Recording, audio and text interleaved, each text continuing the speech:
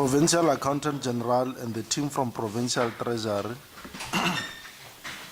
researchers for and coordinators for the portfolio of COGHSTA, and our esteemed researchers and coordinators for Standing Committee on Public Account, our support staff, colleagues from our legal division, from our communication, and from overall research unit, human, representatives from political parties. I have not seen our colleagues from political party caucuses, the African National Congress, the ruling African National Congress, economic freedom fighters, our official opposition, Democratic Alliance, and Freedom Front Plus caucuses that are present here that I may not have seen faces.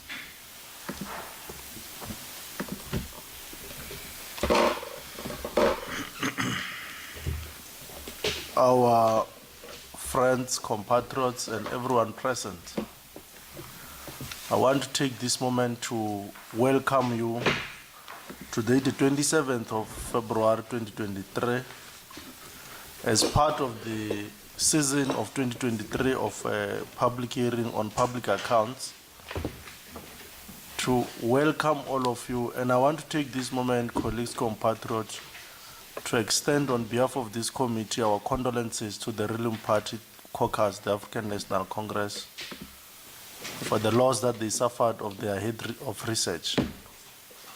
We as a committee have worked together with the team of researchers, including that particular team of the caucus of the ruling party.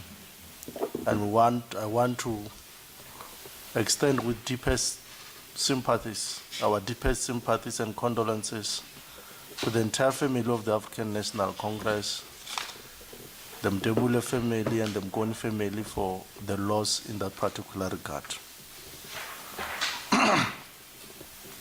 We also know that in the process, the African National Congress has also lost one of its stalwarts, Comrade Bob Mola, and we take this moment also as a committee to extend our condolences to the family of the African National Congress and the Mola family. Honorable MEC, I greet you once again and your team. We welcome you to this particular session and want to reiterate and re-emphasize the obvious that we always reiterate and re-emphasize when we meet and when we met with your colleagues that came before us. First, that we are conducting this season of public hearings in line with various dictates of the law, first and foremost being the supreme law of the country, the Constitution of the Republic,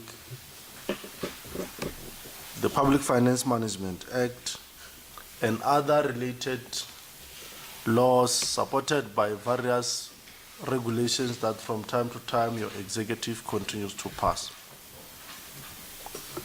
We conduct these hearings, Honorable Makam, without fear, without favor, and without prejudice. We want to emphasize. So we're conducting these hearings without prejudice. And we always want to dwell on explaining this fact that we are conducting these hearings without prejudice even before we start, because there are some who are your colleagues who, after failing to account here, they create impression that they've been prejudiced. We owe no reason to prejudice anyone. You get to be prejudiced, Honorable Makamu, by how you answer and how you account. It has nothing to do with these honorable members. We come with open hearts to engage with you on this public hearing. And that also goes to you as it went to your colleagues, that we have no hidden agenda whatsoever. All we have to do is to engage with you in line with what you have provided for us. The source documents that we always use is the Auditor General and what our researchers would have favored us with, and nothing else. Whatever might have been discussion on the street has nothing to do with what we do here. We always want to emphasize that particular point because we found it very, very important in this season to emphasize it. And in line with that particular emphasis, if you look there, what I'm facing there now, I'm speaking on camera. These public hearings are open, and for the past 3 hearings, we have had these hearings to the people of the province and the country. We have had a great following on our virtual platform, our YouTube, and most dominantly our Facebook page, where members of the public interested in these developments have been following us. We do this, one, because these are public hearings, and under normal circumstances we're supposed to be in a hall, but the resources are not allowing that, so that members of the public can come and listen. But secondly, because the public is interested in what we do, and because it's a public hearing, we can't do it behind doors. So we are trying our level best to reach the public as far possible as we can. Now, it is important for me to inform you that every other thing that you are doing is you are in a public eye, you are in a public platform. The record remains there. Now, that will also explain that particular element, that there is no prejudice, because even members of the public will see whether you are able to answer or not able to answer. So we are there. We are in the public space there, literally in the public space there. Our team of communication technicians and the entire of our communication staff are here, led by Ms. Sulwani there. They are making sure that we don't have any glitches. We bring these hearings to the people of South Africa, to the people of Africa and the people of the world. So with these few words, Honorable MEC, I want to welcome you. Especially that you are the MEC responsible for cooperative governance, and that part of what you do is bring about an oversight into the local sphere of our government. We usually in this hearing invite members of public accounts from municipalities, municipal public accounts committees to be here. We have done it with other departments that have came before you. This is in line with the commitment we have made in the House that because the South African Board of Public Accounts has resolved, together with the SADC Board of Public Accounts, they have resolved that we need to do information sharing experiences. It is against this background, and I think it will go well for you in your portfolio that you would appreciate that we have started sharing experiences with your members of municipal public accounts. I'm not sure which municipalities we're expecting today, but we have always invited them per district to come. We had Mopani earlier, we had Skukuni. We could not have Capricorn, I think they'll be coming. We had Vembe at some stage, but we had all these municipalities. The district will come with its locals, the chairperson of the MPEG committee, the manager, the researcher, and the coordinating officer. They will all come. They are not coming to discuss, but they take a back seat and observe the proceedings.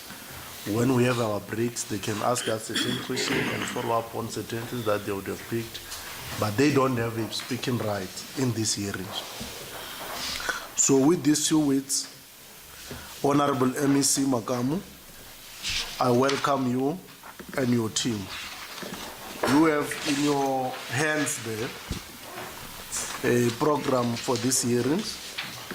What I've just done now captures item number 1 and 2 in terms of the program you have in your hand. Now we are on item 3, and I'm going to request members of public accounts committees to introduce themselves. I will start as Donald Slamlela, a member of Standing Committee on Public Accounts and a chair of the committee. On that note, Honorable Lebeya.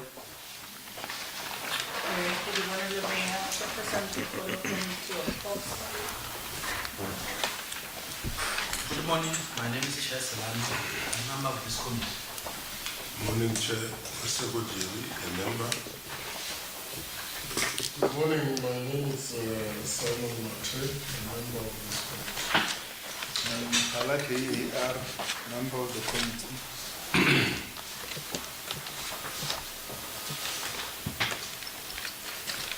If honorable members are done, I'm going to request that we have the team of legislature staff. Good morning, Chairperson, members, NEC, and colleagues and team COGHSTA. My name is William Mukari. I'm the committee coordinator for the Standing Committee on Public Accounts. Thank you. Good morning. My name is Faith Mosotu, the researcher. Good morning, everyone. Tumele Mlete, leader of the research. Good morning. Thank you, Honorable Chair. My name is Semi Kwata from Legal Services Legislature. Shile, Veteran Emirat Kanati, committee coordinator. Morning. My name is Maureen from Financial Services.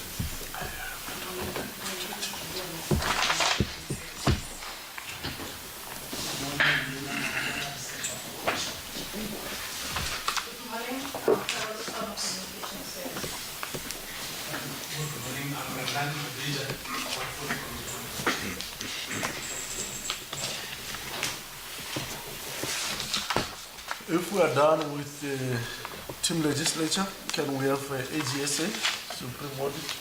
Thank you, Honorable Chair. Mohammed Essa, Auditor General. Good morning. I'm Shakir Koza from AGSA.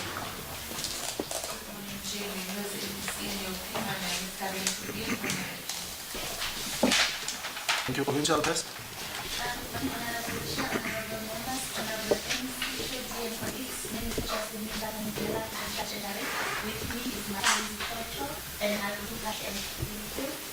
Thank you much. Not that the auditor them Thanks for the invitation by the committee of account, AG and official from the agency. And that's what my anything could have been managed for this. And I have so located that the rush from the office in terms of the carry out. Thank you very much. Honorable Chair, Honorable Members of the Committee, Team AGSA, Commissioner Police, my name is Jackie Mahia. Thank you very much. And the next thing is I'm the CFO. Thanks. Good morning, Chair and members and colleagues. My name is Musho Mukhala. I'm the Acting DDG for Human Settlement. Thank you. Good morning, Chair and members and colleagues, MEC, HOD. My name is Sirana Patla. I'm the DDG responsible.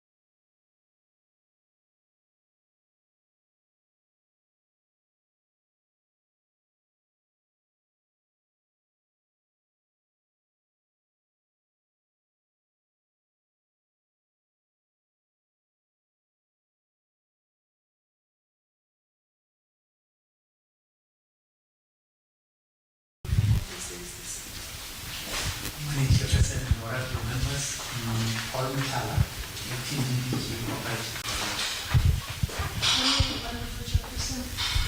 Honorable members. Thanks. Honorable Chairperson, honorable members, MEC, HOD of COGHSTA, my colleagues, my name is Rose Dikotla from COGHSTA, CROs.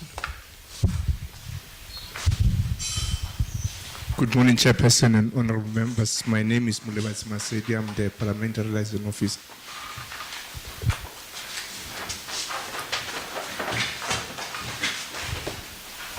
Morning, Honorable Chairperson, Honorable Members, Honorable MEC. My name is Derek Ngobeni. I'm the head of office in the office of the MEC.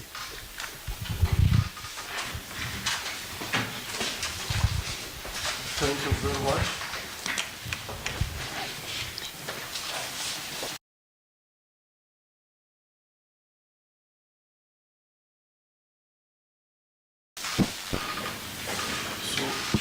Honorable MEC, in your department, compliance and monitoring falls within CRO. Which division is compliance for me? compliance and monitoring, do you have compliance and monitoring division? Thanks, Honorable Chair. We have that within the office of the HOD, but we have got monitoring and evaluation, which is meant for a unit to work with municipalities separately from the HOD's office. Okay. It's fine. In future, when you speak, you must say Ambassador Makam, MEC for COGHSTA. Yes, Chair, we have a compliance division in the MEC's office. Okay. No, thanks for that. Thanks for that. We always want to have compliance and monitoring in our midst, because there are two issues, especially with your department. Both legal and compliance are very, very important for us, because we deal with a lot of regulations and a lot of compliance issues. But nonetheless, if their divisions are represented, I would imagine legal falls within the cooperative, yeah. So it's fine for now. I will then take apologies from our side, and then we'll come if you have apologies from your side. Thank you once again, Honorable Chairperson. We have the following apologies. One is from Honorable Makrupeche. She is attending a class, a meeting, a supervision, a supervisor, and she may join us late if she finishes early. We also have apology from Honorable Siono. We also have an apology from Honorable Smale. He might join us anytime. He said he's having a short meeting outside. We also have an apology from Honorable Mate. He will join us anytime. He was here. We also have Honorable Sishoka. He's here. He will come anytime. We also have an apology from Mr. Samson Mamabulo, ANC Party Caucus. He said he had a family commitment.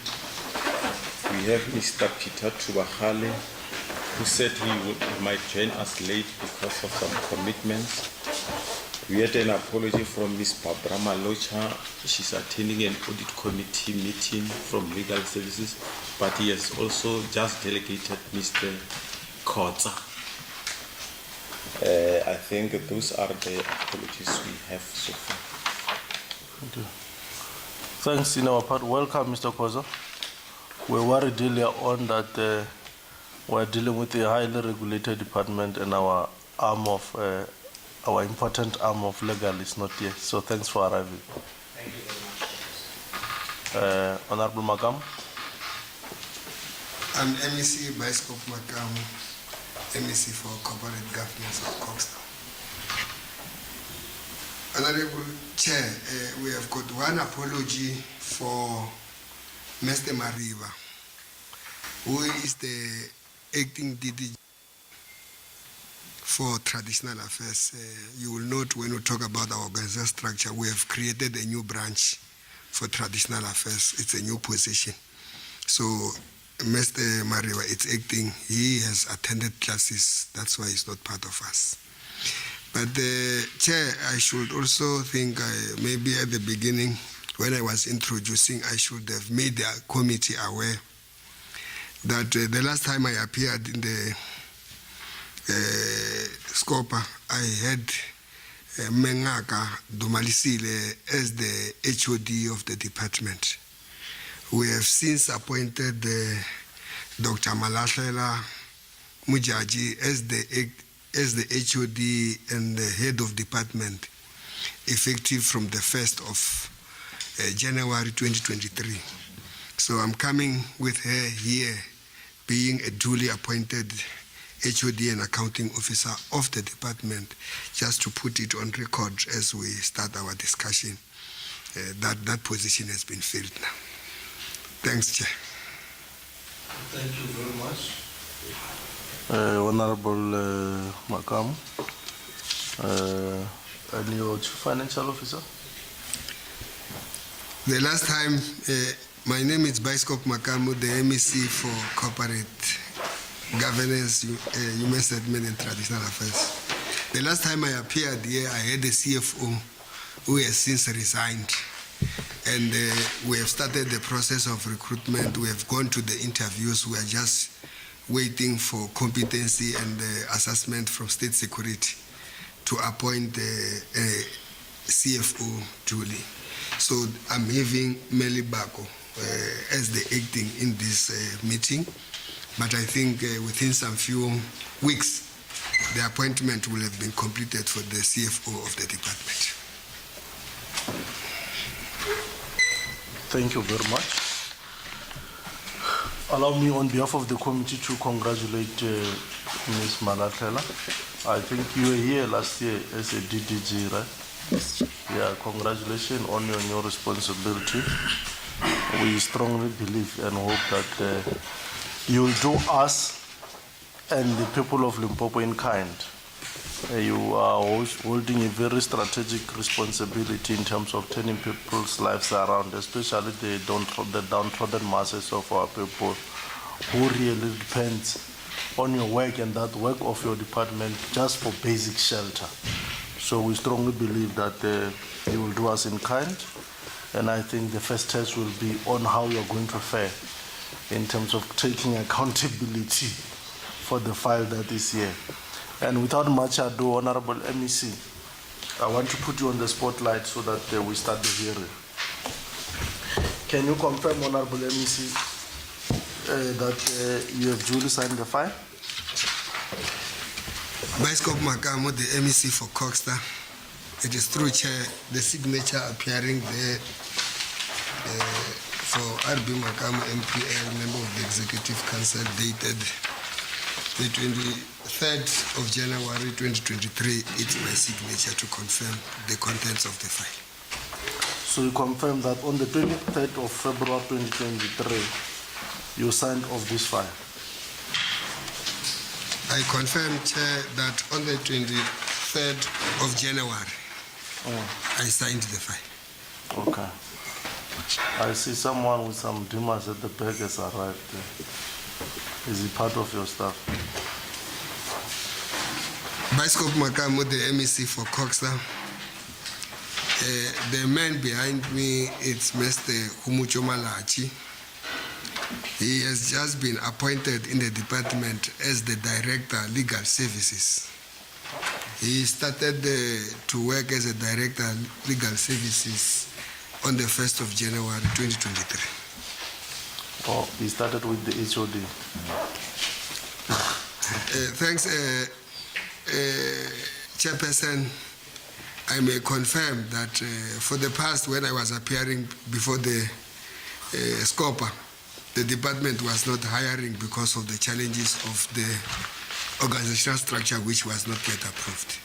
Since it has been approved by both the Premier and the Department of Public Service and Administration, we have been gone seriously so to recruit and reduce the vacancy rate. So it's one of those that have been appointed starting from the 1st of January 2023. No, thanks very much. Allow us to equally congratulate him on the new responsibility and welcome him here. We're just asking, I think you responded speedily whether you have compliance and monitoring and legal with you, but thanks for that. Now that you confirmed the file, Honorable Makamu, there are a few things that we want to, so you are ready to take accountability for the file? Biskop Makamu, the MEC for COGHSTA. Yes, Honorable Chair, we are ready to account for the file that is appearing here.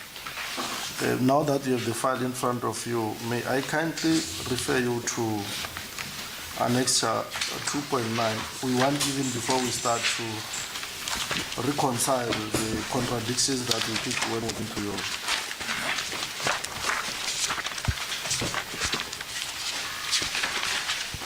You are on 2.9, Annexure 9. It's after the yellow piece there. The yellow. Oh, you are there. You Mr. Japan E. And go to the page where I sent the picture.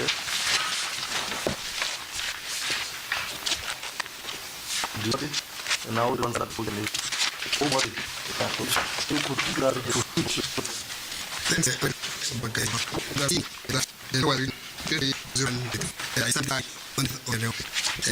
because in which the council that this represents on the and so this the sound they would take with you. The event you said M1 is that just let me know about just want to listen see I think it has volumes but that English things and some from years are just signed for especially all that business coming right what is this it fast alert but how you fast such a that like my is very important so also you really prepare to teach forward so that's why we do this time just make what is the value maybe because things are all accounts and I get in the room I would choose me to sing with big tears not on signature in value I think the HOD should give more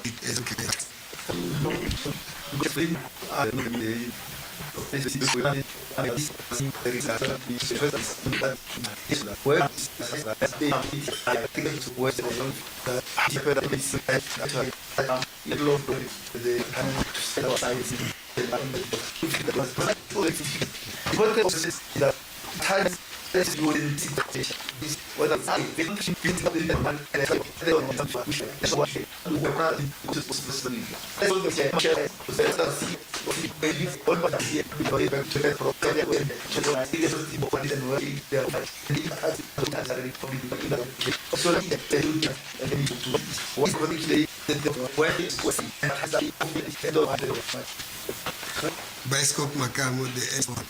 That can safely say this version of the file could have been third, which the MEC worked on with team. Even how packaging is, at the time we met, the first I said I'm not satisfied even how we have packaged the file. Let's go and change it.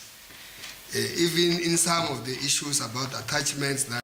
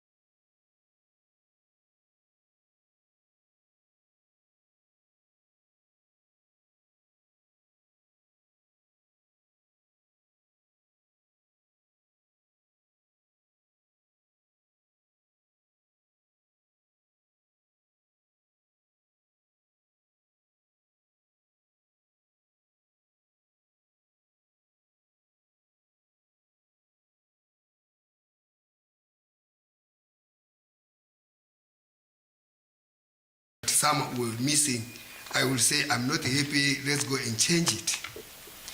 And at the time, I appended my signature, which I confirm it's mine. It could be when they were adding some of the attachments, which I will have believed that they were all improvement from the file that is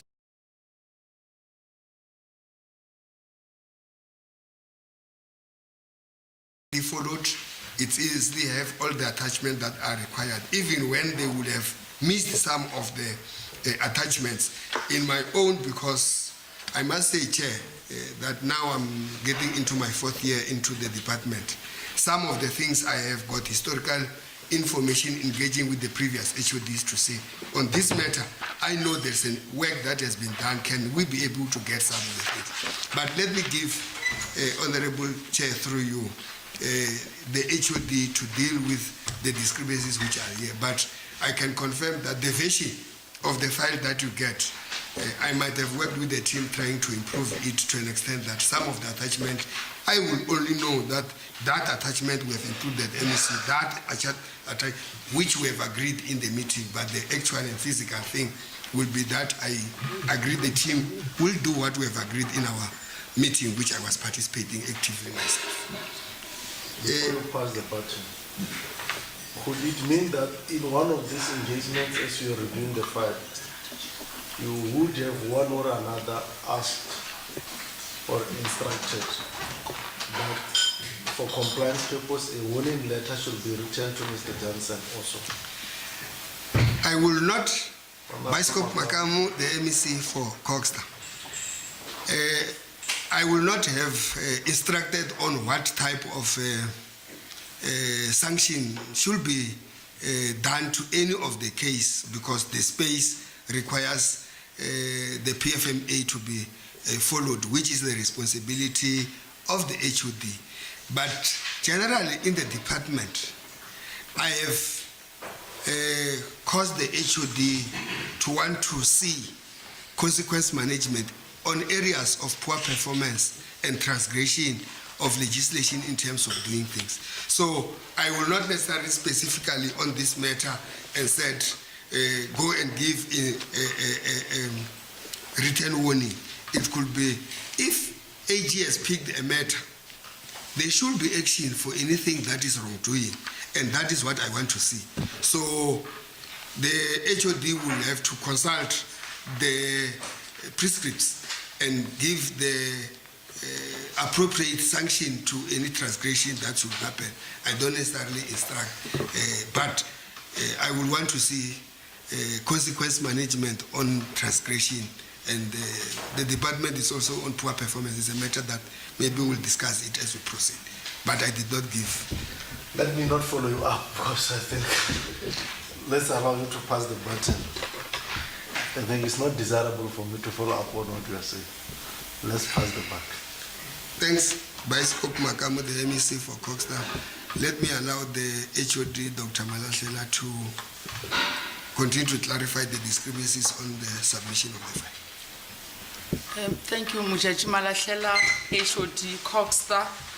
Indeed, Chair, and members, we acknowledge the discrepancy and we apologize for that.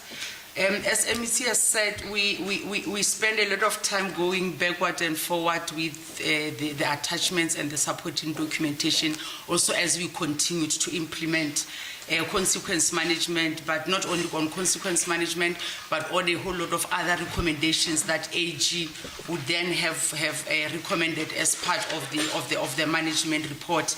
Even now, we are still busy with other areas, and that would be one of the reasons why much it would have finalized on the responses themselves.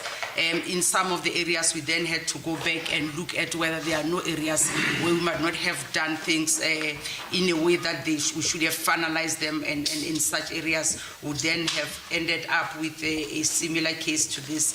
And we really apologize, and I would want to assure the committee that it is not, indeed, it is not malicious compliance. We are really trying to make sure that where there has been transgressions, we really implement consequence management depending on the magnitude and what the type of offense, and if there's been loss in terms of the resources to the state. Thank you. Thank you very much, Accounting Officer. 2 questions on you, putting on a spotlight. So you confirm that this letters, it was not a case of malicious compliance? Mujaji Malahlela, HOD COGHSTA, yes, Chair. I confirm that it is not malicious compliance. It was after we had to go back, because there are a little bit of transaction, we had to go back, look at the submissions, where the issues that we have initiated over time, in terms of employment and labor, and once we had identified, because the approach that we took also, Chair, was not only to say where's who, and then you start a process. Like in this instance where a was to have colleagues working over time, you need to ensure that whatever query you are making complies with the law, also based on enough other transactions we're working on, but that it's not a case of malicious compliance. Thank you. Before colleague comes, I just want to turn to the HOD. So it is correct that you were the accounting officer before you appointed the HOD? Mujajimala HOD COGHSTA, yes, Chair, I was the acting HOD before I was appointed. So you would have been for this audit outcome, even before the particular engagement with Honorable Makamo to be dealing with this file, right? HOD COGHSTA Mujajimala, yes, Chair. I was. And I hope I'm not hearing you to be saying that in the engagement with the MEC, it's only that you went to now start to want to give people warning letters, right? I hope I'm not hearing you to be saying that. Mujajimala HOD COGHSTA, no, Chair, that is not what I was saying. What I'm saying, Chair, is that as and when we continue to work and engage in the process, there are areas as we look at how we are implementing the recommendations of the AG, certain areas where we might not have implemented, and we continue to implement those recommendations. Thank you, Chair. Let me release you from the spotlight and now honorable members to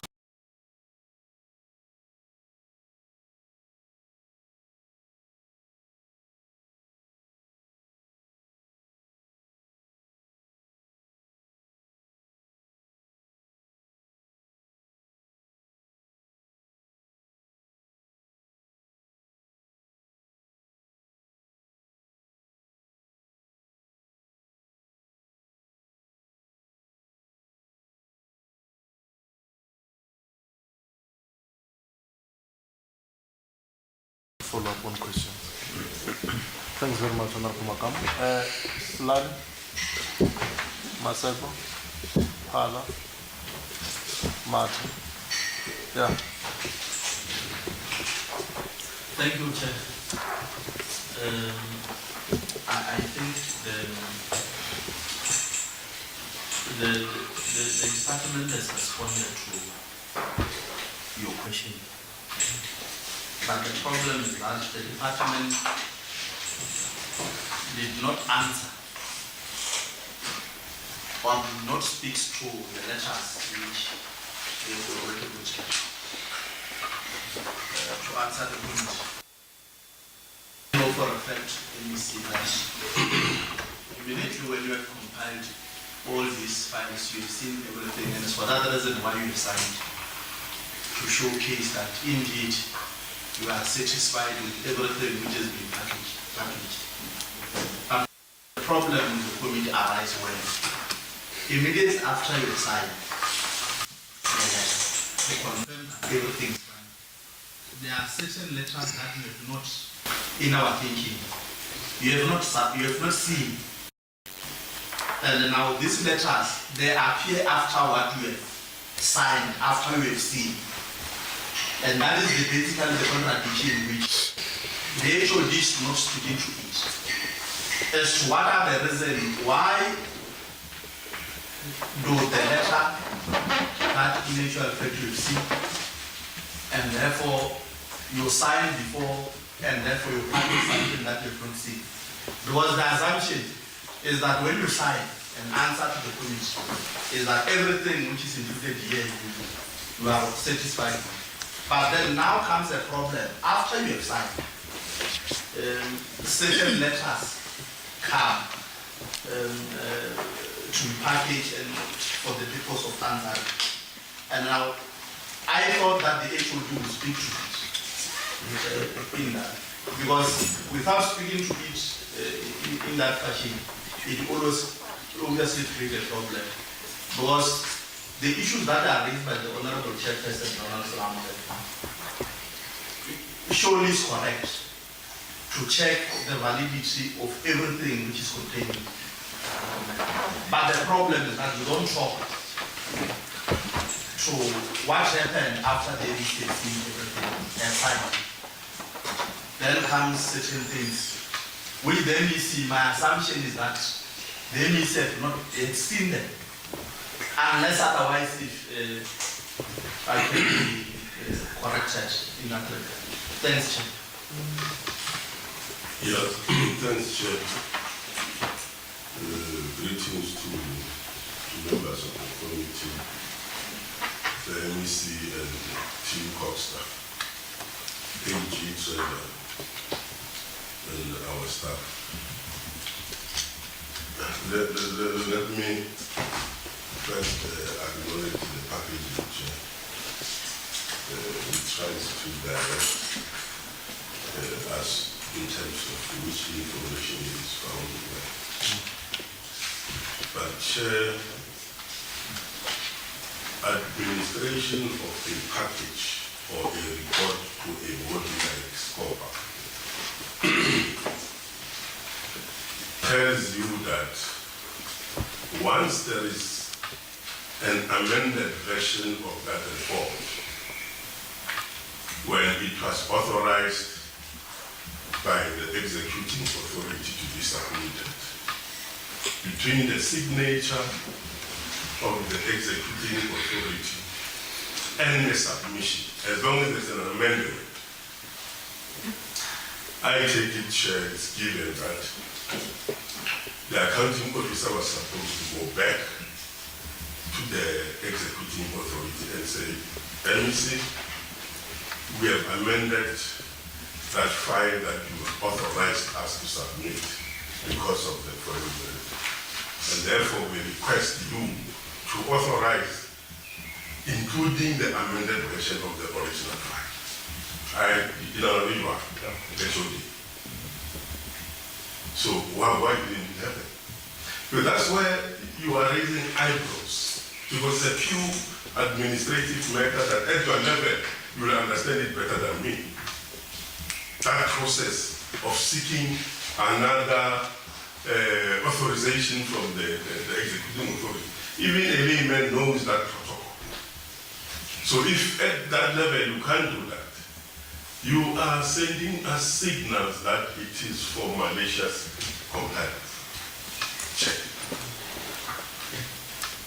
We haven't reported to the committee on consequence management. And they know that that is our interest as a standing committee on public health. For the findings of the AG, what is it that we have done as a department to implement those findings, the recommendations? To me, I'm putting it on record, she must tell us that here, I want to be honest with you, committee, I was just maliciously complying. At least Chairperson would not move. But as long as she still insists, or it was not malicious compliance, then she must tell us what is it. And that is the issue that has been raised by Honorable Islam. Why did you send these people warning letters after the file has been authorized to be submitted? That is the reason that we want, except maliciously compliant by her. Because to us, that is the only reason. But let them tell us why was these people not filling the warning letters after the file was authorized to be submitted. The main thing that they must take us through so that we can proceed. Thanks. Thank you very much, Chairperson. It should be the two things. Either this meeting becomes fruitful for you, or it becomes a baptism of fire. Only two things. And there is no way you are going to You see, you confidently say what you did is not malicious compliance. But logically, there is no way that you accept that it's malicious compliance. And all of us here, we see that this is malicious compliance. Because there are two things. It's either you are putting the MEC on the spot. Because he signed this file on the 23rd, and there are things that are coming signed on the 30th. And again, Chair, we've got other annexed charts that can prove that this was malicious compliance. We've got other annexed charts to prove that. Maybe for interest's sake, let's go to annexed chart 2.8.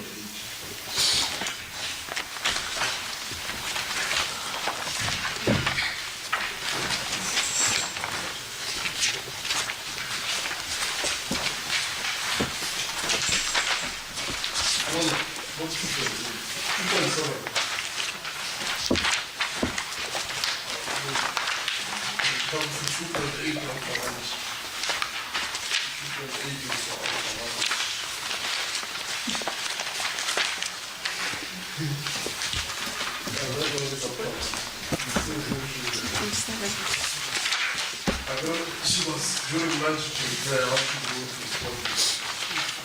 Look at 2.7. And you see, I understand that I don't know a successor in credit. You must agree, you are a successor in credit. You are taking accountability for this things. Whether you were there or not, it doesn't matter. But you are a successor in credit. You see, this department wrote a letter to Mr. N.S. in Charlie on the 4th of March 2022. And subsequent to that, there was a letter written by HOD Treasurer on the same subject on the 25th of February 2022. Where is the letter?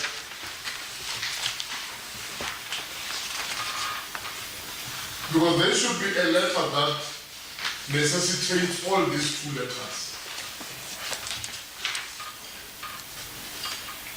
There should be one letter is missing here from your department to Treasurer.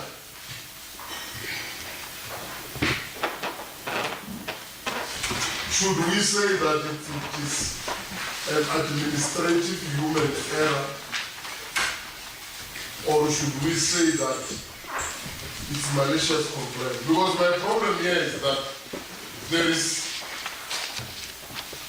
a signature, two signatures of Marakela MM, head of department, and Makamu RB, LPL, and member of Executive Council, dated 23rd January 2023, which confirms that everything here is in order. And surely Makamu RB is not responsible for administration. You are responsible for administration. So I would assume that we are going to take responsibility for this one. You are telling us that everything is, where is the letter?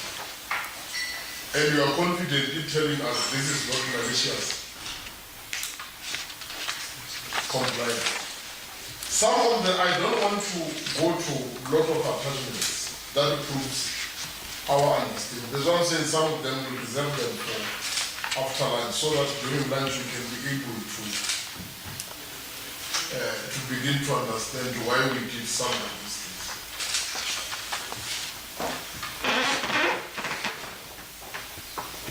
So, Chair, I'm just saying, you see, and also, you see,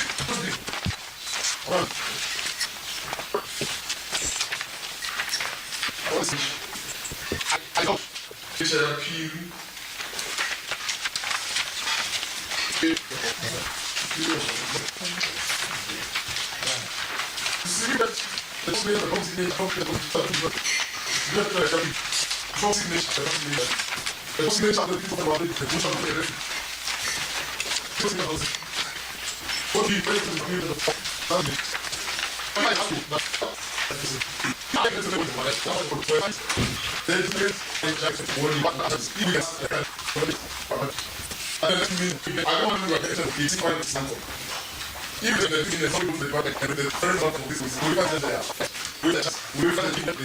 Was the presiding officer? Who was the initiator? Will we find that information? I will be glad if you can assure me that we will find this information in the next 10 minutes. I know the department is just here. And there is nobody from HR or labor relations. They are there. Can we get these files? Because I'm worried about these signatures that are not the same.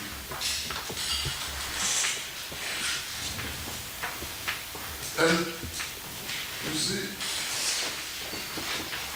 Leah Johnson.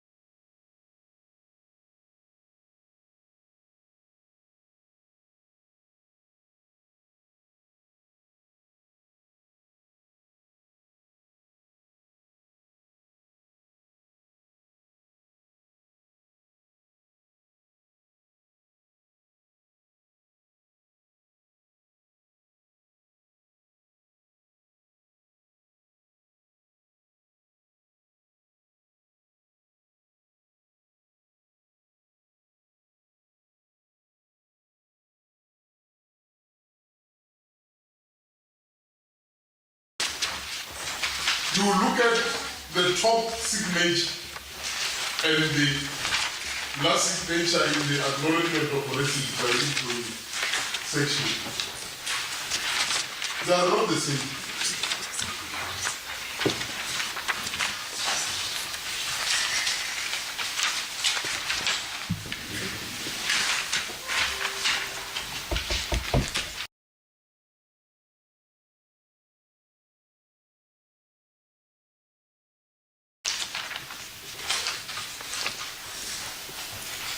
You see, we had a department here where they submitted this kind of letters. And fortunately, one of the people that they claimed that they gave him a written one, he was in a meeting and he disputed that he was given a written one. There will be no any other explanation yet the signatures. But if there is any other explanation, then qualify it with the file. Let's get the files and see if we'll find these letters in the files. See if we'll get their charges, because I will just say initiated the process of committed approval for overtime of officials. Now what is this? It's misconduct. It's misconduct, it's gross misconduct. And if the charge was gross misconduct, we all know by law, any charge that starts with gross is a dismissible offense. So this is gross misconduct, yes? How do you justify written warning on the 30th with different signatures. But if my understanding of these top signatures is wrong, Chair, I will request that we make arrangements to get these 3 files. It's fine. Thanks. Honorable Father. Thanks very much. I'm sure, Chairperson, because the signatures there on the covering letter are not for fun. And I'm sure the accounting officer and the MEC and the team know that very well. And that is why usually where people sign and people deliver memorandums, they do sing a song that says, "Oh, Sainamo, Sainamo, Asemo Ravara, oh, Sainamo." Because it's not a play. Let's go through it slowly. Let's go through it slowly. And I'm going to ask questions, Chair, which will help me, because the way they are responding is not helping me. Let's go through it slowly. Honorable MEC Magam, where were you between the dates of the 23rd of January and the 15th of February? That's Magam. H20 Malashera. Where was the Honorable MEC between the dates of the 23rd of January and the 15th of February?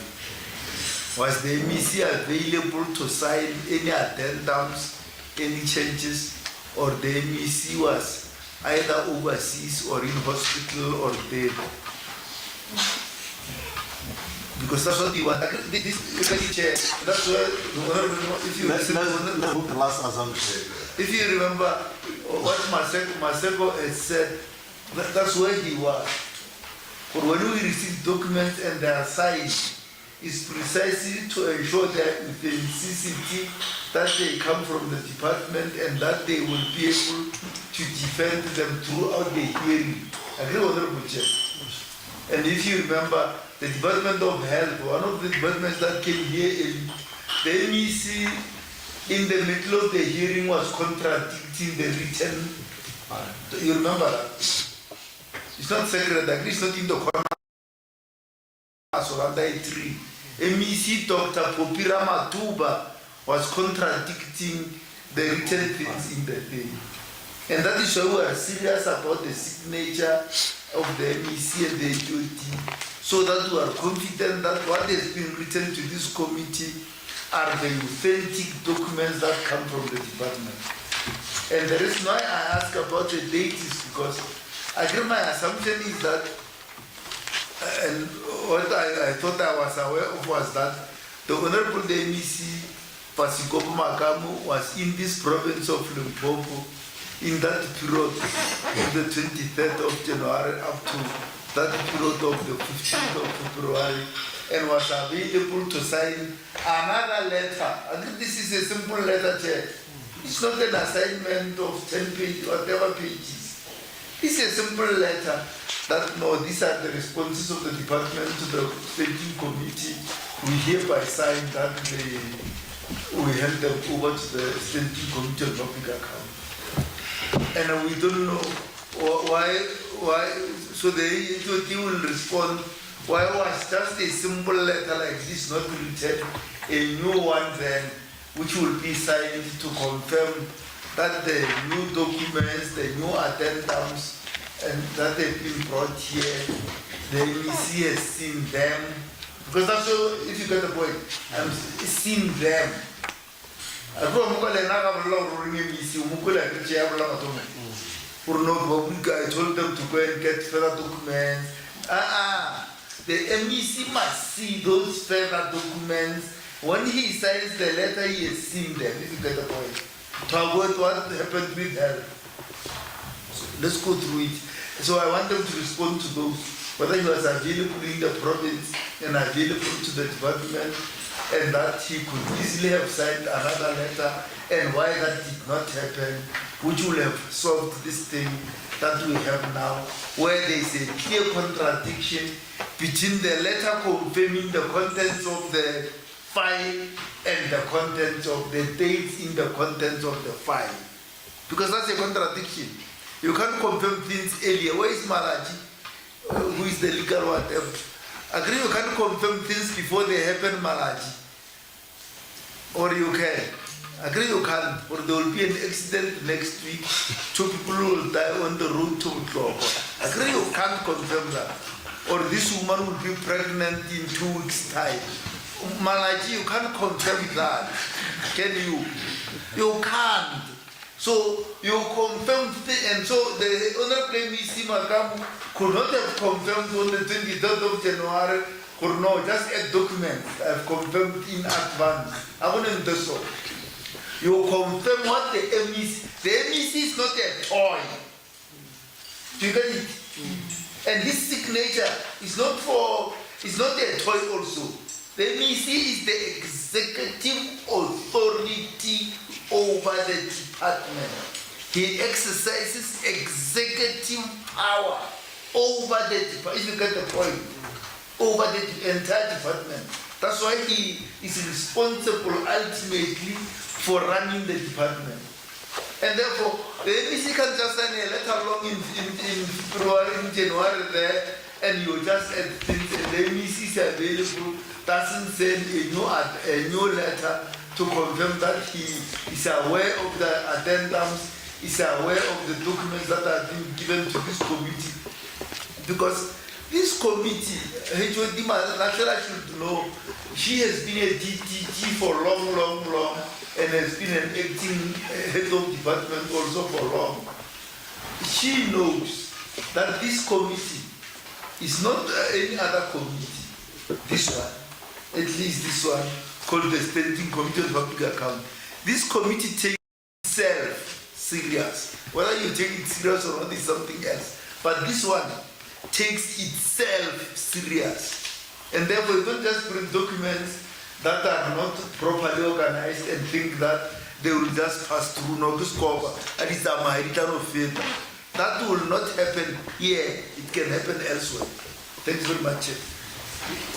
Thank you very much. Thank you very much. Honorable Magam, there were direct questions asked. You will have seen now, just on the package of the file, we've already spent 1 hour 30 minutes. And we always say, and I think Honorable Pala summed it up, you can do whatever you do in portfolio committee, in petitions, but at least not here. Not here. And account officer. For sure, you can already get a sense of where the comments of honorable members are aggravating to or are gravitating to. So please, when you come in, find it to, as you answer, appreciate what honorable members are saying and where they are gravitating to, because when they reach that penultimate, one will have to remain there. It's either them or yourself. So please, Honorable Makam. Honorable myself.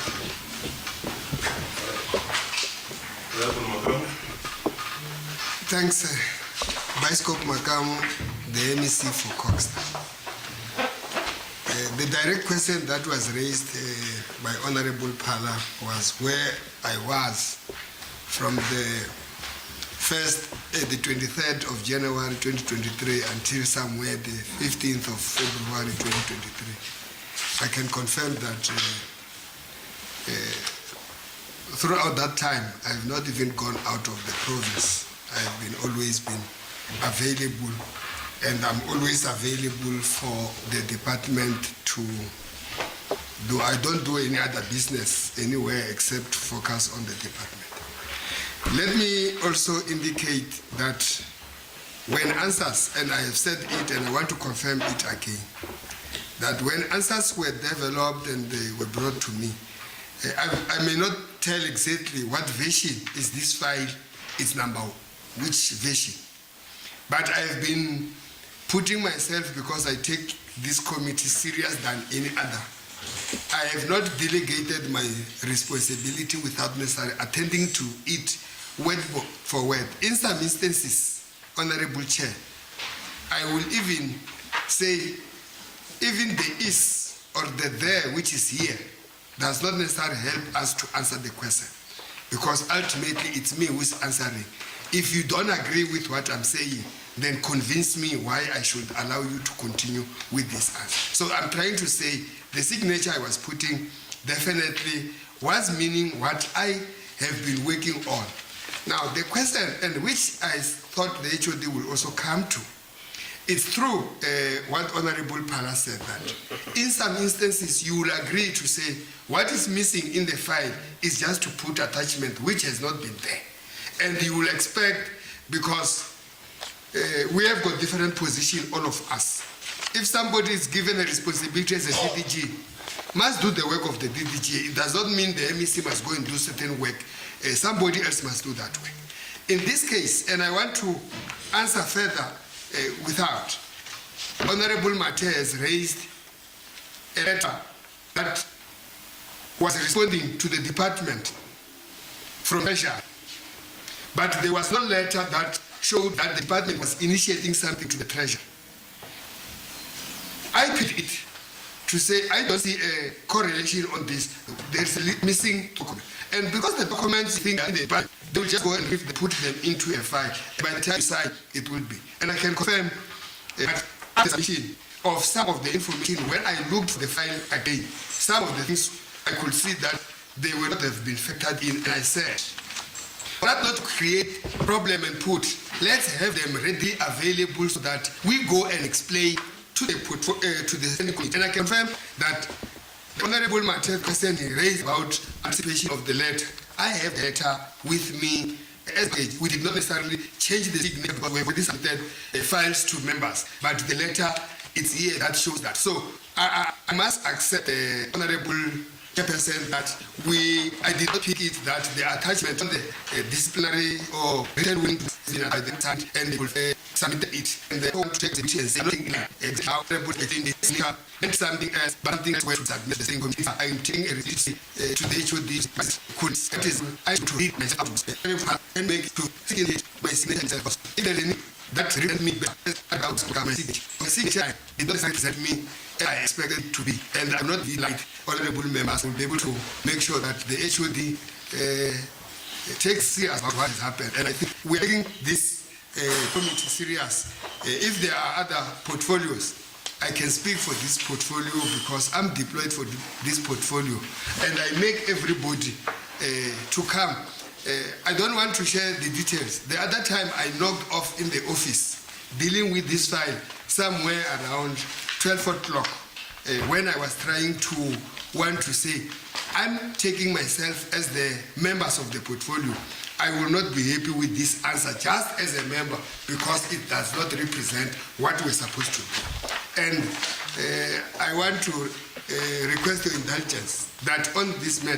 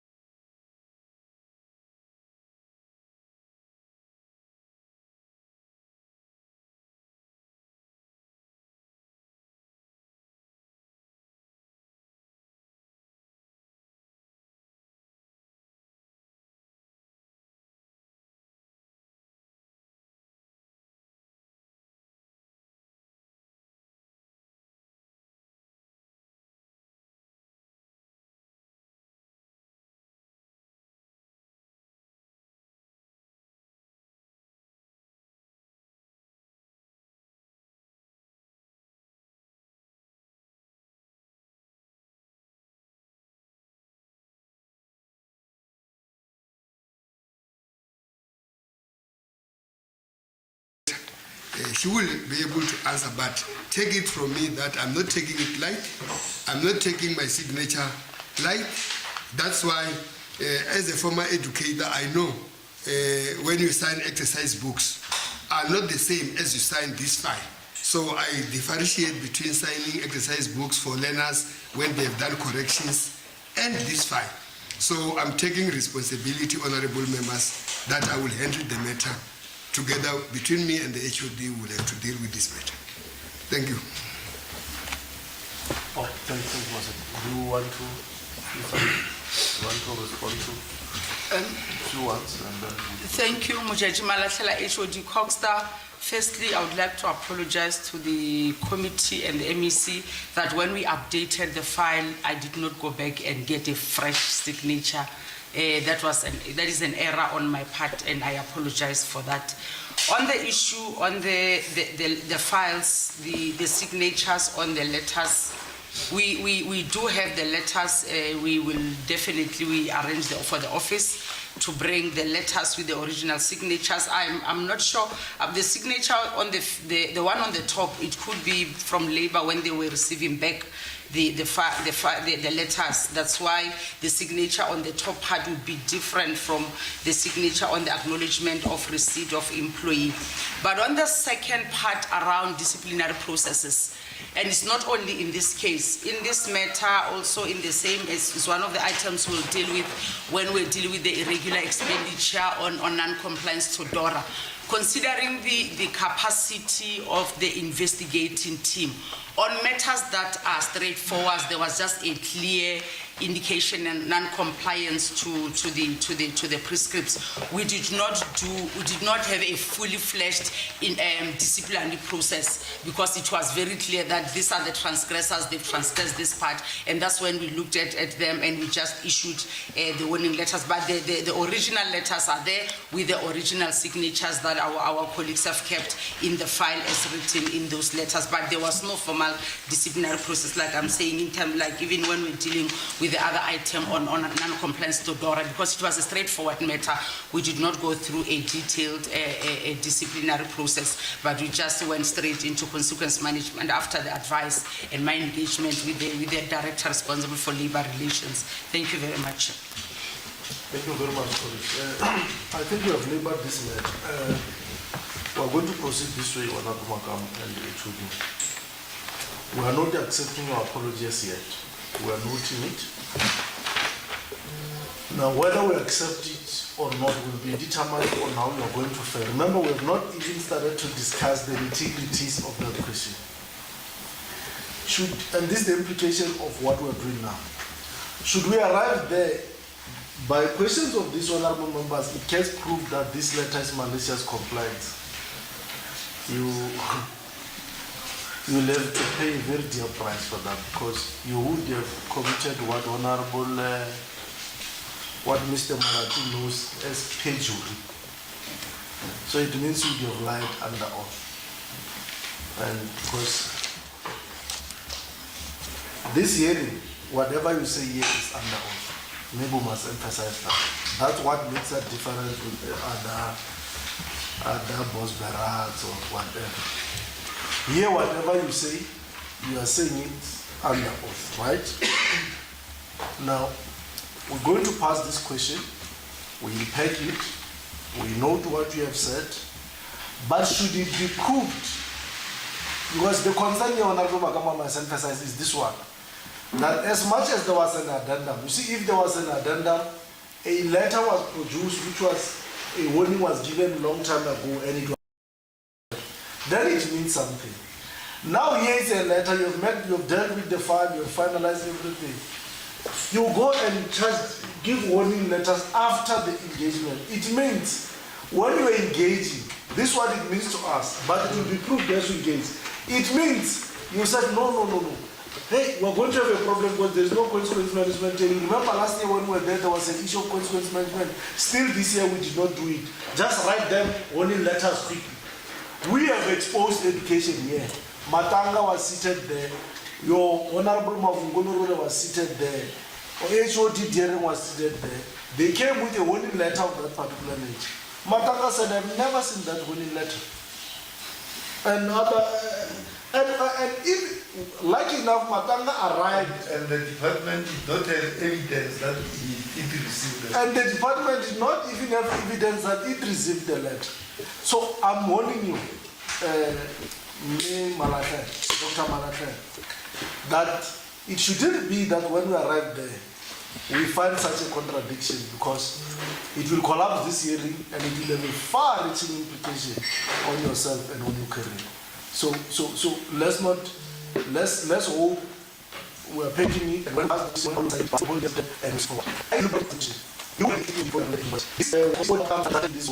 and last day, right? Not by us. So if they take all these whole letters to be filled before the question asked. So the way must be SS what was the question. That's what it is. Despite because it was rejected and proceed.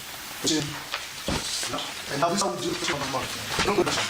But if you also but we are this that we are finding how we did the question how to how to and like this.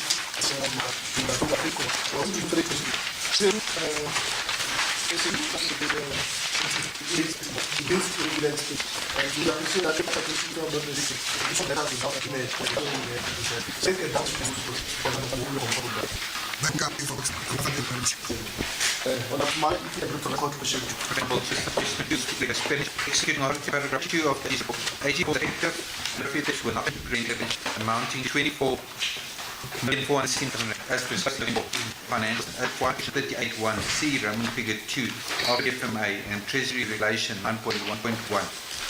On paragraph 35, some of the quotations were awarded to suppliers whose tax matters had not been declared by the South African Revenue Services to be in order as required by Treasury Regulation 16A 9.1D. On paragraph 38, the AG was unable to obtain sufficient appropriate audit evidence that disciplinaries were taken against officials who had incurred irregular expenditures required by section 38.1H Roman figure 3 of the PFMA. This was because investigations into irregular expenditure were not performed. A. Why did the accounting officer fail to take effective and appropriate steps to prevent irregular expenditure amounting to R24,469,000 as required by section 38.1C Roman figure 2 of the PFMA and Treasury Regulations 9.1.1? B. Why did the accounting officer award some quotations to suppliers whose tax matters had not been declared by the South African Revenue Services to be ordered as required by Treasury Regulation 16A9.1D. C. Why did the accounting officer fail to provide appropriate audit evidence to the AG that disciplinary steps were taken against the officials who had incurred irregular expenditure required by section 38.1H figure 3 of the PMA? D. Who are the responsible officials? E. What action did the accounting officer take against these officials? And F. Why did the measures put in place by the accounting officer fail to prevent the recurring irregular expenditure? H. What measures did the accounting officer put in place to prevent this anomaly? First, Honorable Smale. Honorable MEC, can you speak to the report? Honorable 999. Because it was the time. Let's give us the thank you. Thanks, Honorable Chair, Biskop Makamo, the MEC for COGHSTA. I will allow the accounting officer and the HOD of the department to take us through the responses to the question. Thank you very much, Chair Mujaji Malahlela, HOD COGHSTA. Chair and members of SCOPA, we do acknowledge that our internal control measures were not very adequate to prevent the irregular expenditure. And in some instances, as I'll talk to the table on the next page, it is because some of the contracts, one contract in particular, was already recurring, and as such, we had to continue to implement until we finalized. While in some instances, it was really around records management. Chair, I will then go straight to page 14, where we provide a breakdown of the entire amount, where we are indicating the 16 million which is as a result of the company that we had appointed previously on the database. And because the appointment was declared irregular and already the projects were already being implemented, we had to until the end of that contract, and as such we were not able to stop that part of the irregular expenditure. That is NSA Consulting. On number 2 is the various employees is as a result of the overtime payments, where there's a directive that had been issued by the Department of Labor in terms of the threshold. And when we declared it as a department, it was because at that point our understanding was that some of the employees that were approved to benefit from the overtime were actually above the threshold. However, Chair, I need to indicate that just in terms of the latest information is that we had struggled a bit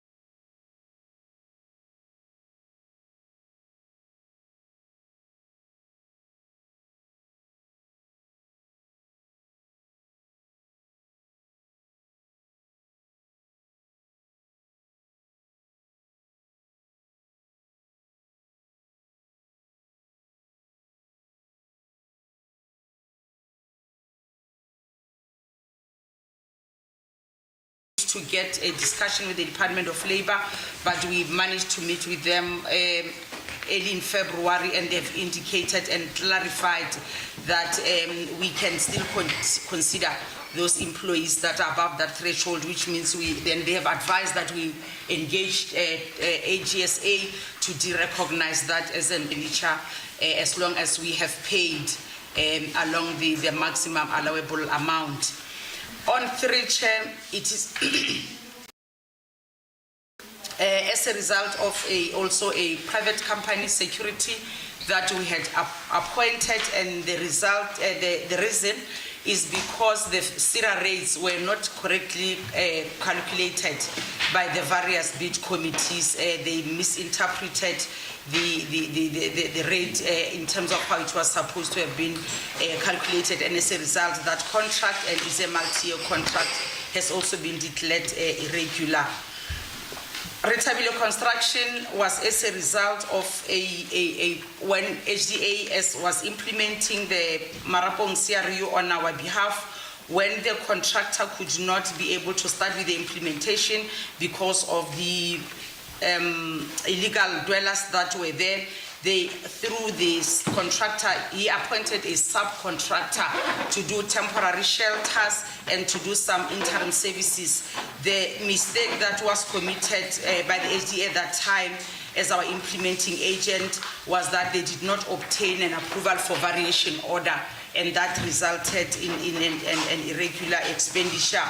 The 2 matters, 5 and 6, where the finding by AG was that the tax matters of the service providers were not in order.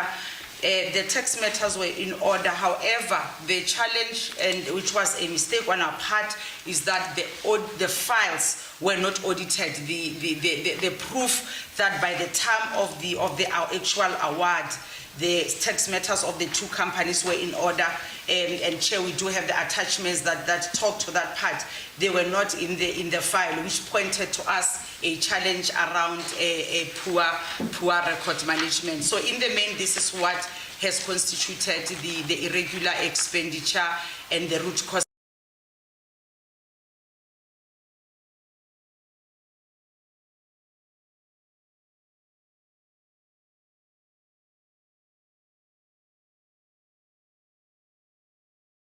We have awarded to the companies whose tax matters were not in order.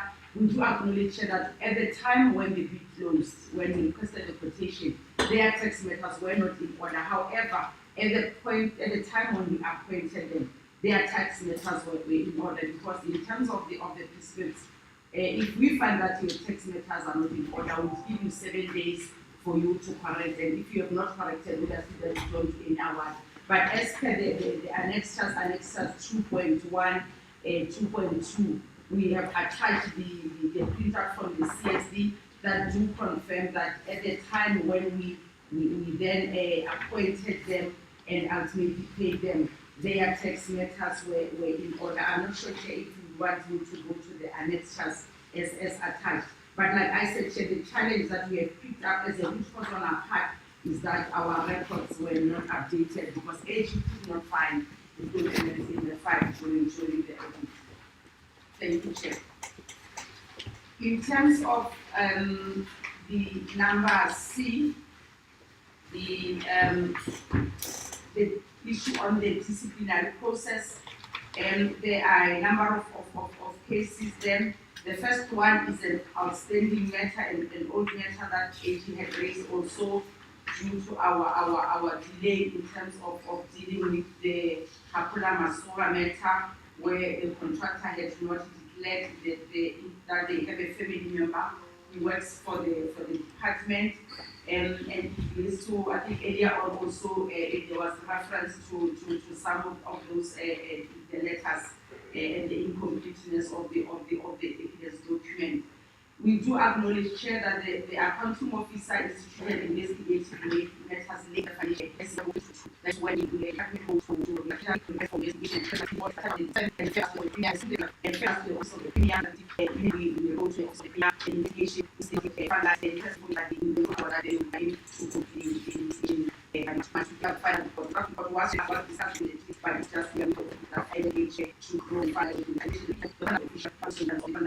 the second matter was this issue was on behalf of relating to a decision that was approved for a certificate for the medication, and where they specifically tested as there was a deviation that was and was approved by the department. Based on the submission that the city ceremony is not easily the normal process of a service provider to the most involved in that part, and the department did approve the deviation of the system that unfortunately, we then talk to the responsible officials. So I was an official as application. In terms of the second one that affected the officials that were responsible is the NR from the Friday. Both of them are no longer the employee of the department. As I said, as soon as we get an report from the office of the in terms of the answer consulting, and this only to provide us with a contribution for the department, and we ask the final board and conclude on letter. However, we do the name of all officials that were responsible in the bidding process, from the evaluation and the adjudication, and all of them until we get the final report. We will then be able to take a corrective action or disciplinary measures as the report would be advising us. On number 2, various employee overtime payments, also there is the officials that are responsible there, being Jumanisi and now the former HOD, Piri was the acting director supply chain, Tonyane acting director security, and Mr. Johnson also at that point acting in security services.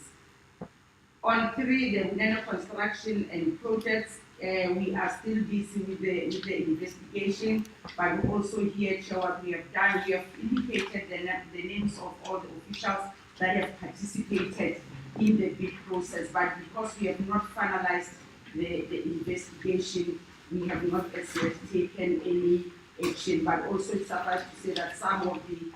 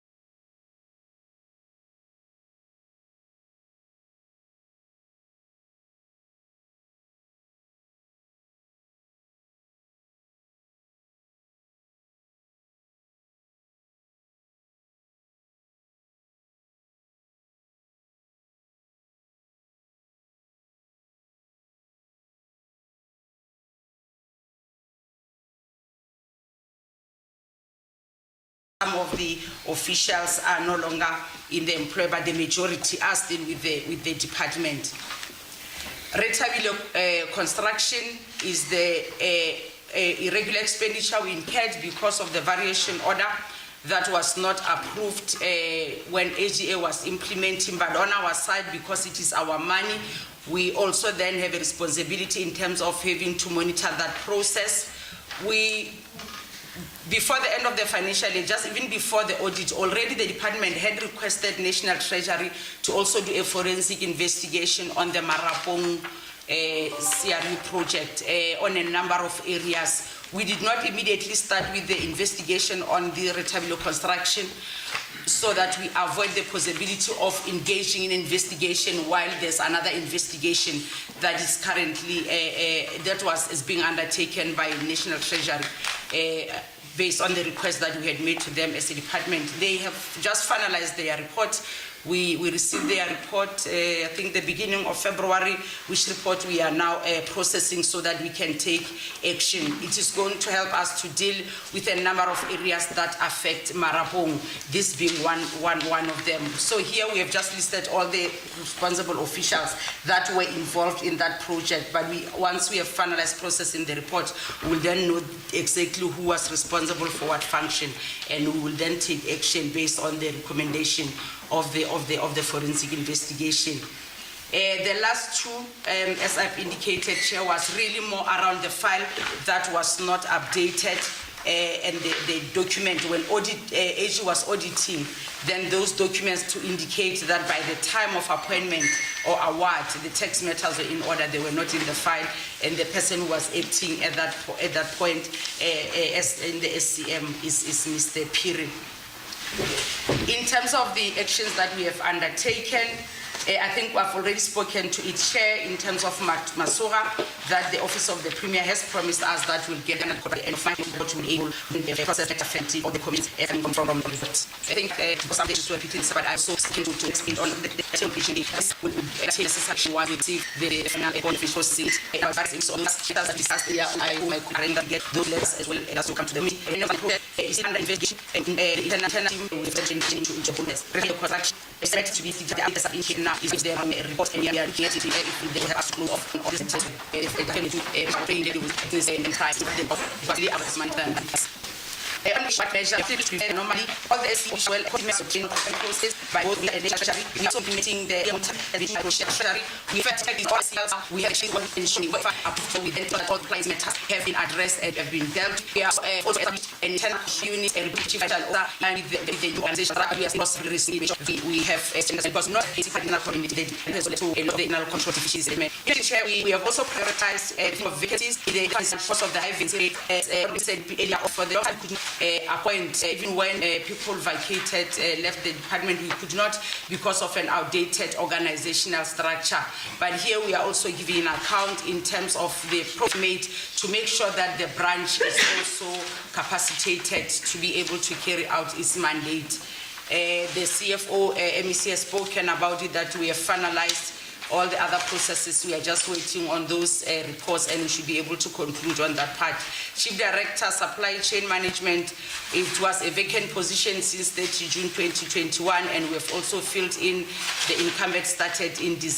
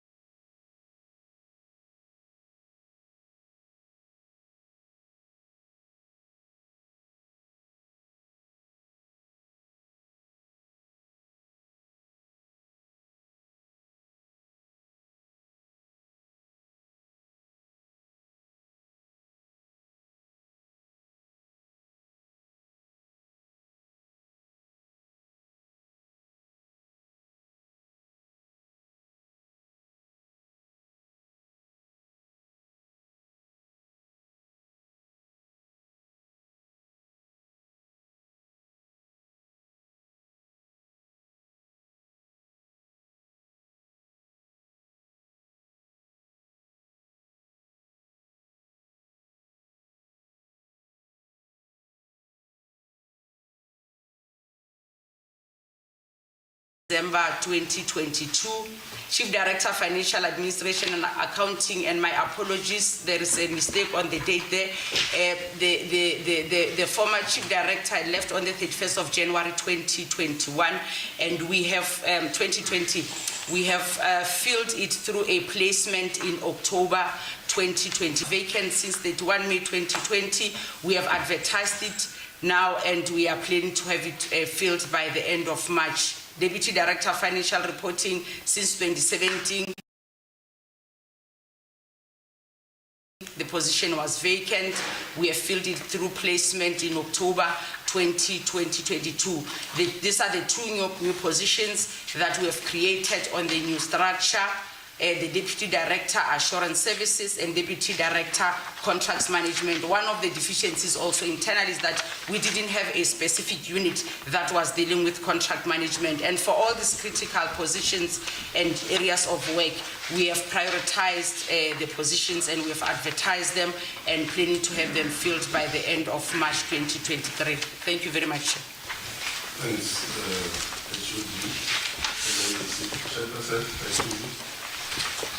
Yeah, we have to make follow-ups. Thanks. We are dealing with President all of it from A to H. Okay. No, very well. I could imagine you want to comment, that's why you're quickly bringing it back. And I see how colleagues are itching. No, we need to go slowly. Yeah. So I want to say something? Okay, we'll start there with Pala. We'll come in Mate. We'll come in Honorable Maseko. We'll come in Honorable Elias. And then we'll conclude with Honorable Kuma. I'm not sure whether you want to comment. You can decide when you decide when. Thanks very much, Chair. Now that we are dealing with the irregular expenditure, which is the crux, why was the irregular expenditure of the previous years not investigated? This financial year 2021-22, but this the irregularity that happened in the prior year. So my question is, why was it not why were there no investigations done to investigate the irregular expenditure of the prior years, so that it is taken? That's point one. Point two is, we ask a question there, and I think the AG also asks it somewhere, which is in the Public Finance Management Act there, Section 38(1). C Roman figure 2, the accounting officer of a department must take effective and appropriate steps to prevent irregular expenditure from happening. So because that is in the law, MEC Makam, we ask it, why did the accounting officer not take effective and appropriate steps to prevent irregular expenditure from? Just to clear it, Honorable Chair, because I'm sure you saw it in the responses, the tendency to say no, some of these things, no, the former accounting officer, what is it, Dumalisi has left, so good Meroko. I agree, once you have succeeded in that title, while you are not responsible for what she has done, if she has done wrong things, but you are able to account, because you are on the seat where she was sitting. You are taking the work forward, Honorable Chair. You can. There's nothing that disappears because the person has resigned or died or left the department or dismissed. Everything proceeds and goes forward very well and is responded to. And that's why this question, Chair, we ask you, why did the accounting officer fail to take effective and appropriate steps to prevent, and in this case I'm talking about the new irregular of 2021-2022 from happening? Why were there no steps taken? I'm asking the question again, Chair, because if you look at the response on page 13, It's not a response to the question. They are saying their own things. What is it?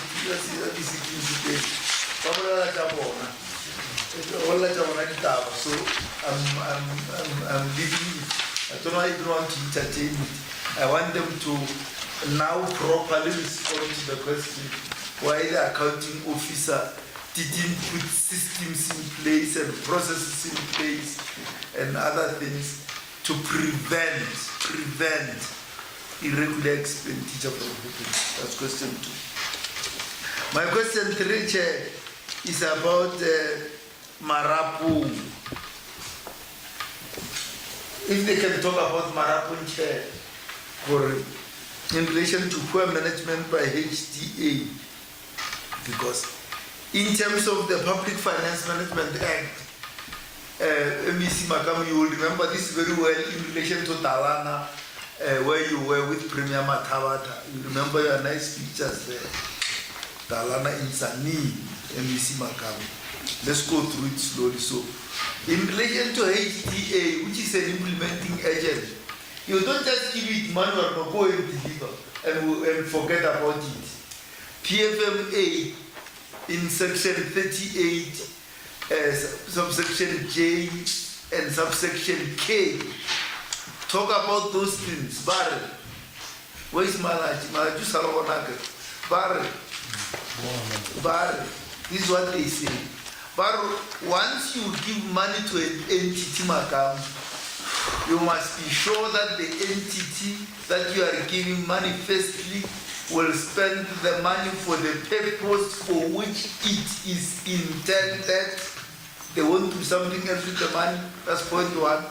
But secondly, they will properly account for the money. If you go down there to section JKLM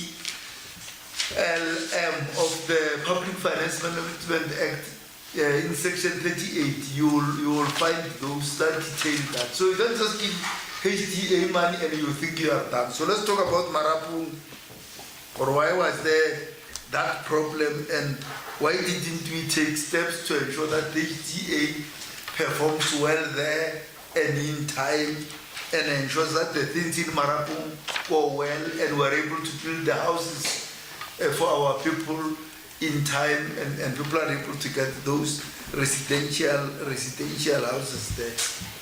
In relation to Marapu also, because I will go through it, and I hope that they are taking the points down because they know very well, or if we ask questions, they don't answer them, we have to come again. You know very well, MEC Makam, it will be very difficult if we have to come back. And we don't want that. We don't want that. In relation to Marapu is, why was there prepayment of some 30 million or whatever amount to someone, some company that is supposed to do work there? Why was there prepayment? And why was the work not done in time and finished there in Marapu?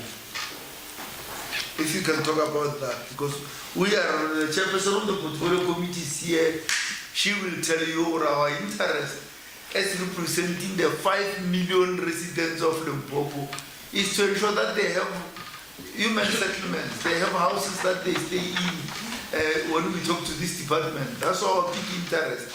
It's not many things. So in relation to Marapu, we are interested in whether our people will have shelter over their heads. So when will that happen? If you can talk about that in relation to Marapu. And also if you, Marapu, if you can talk to what steps you are taking against HDA to ensure that things are fast-tracked and work happens as swiftly as possible. That's in relation to Marapu, lesson 3.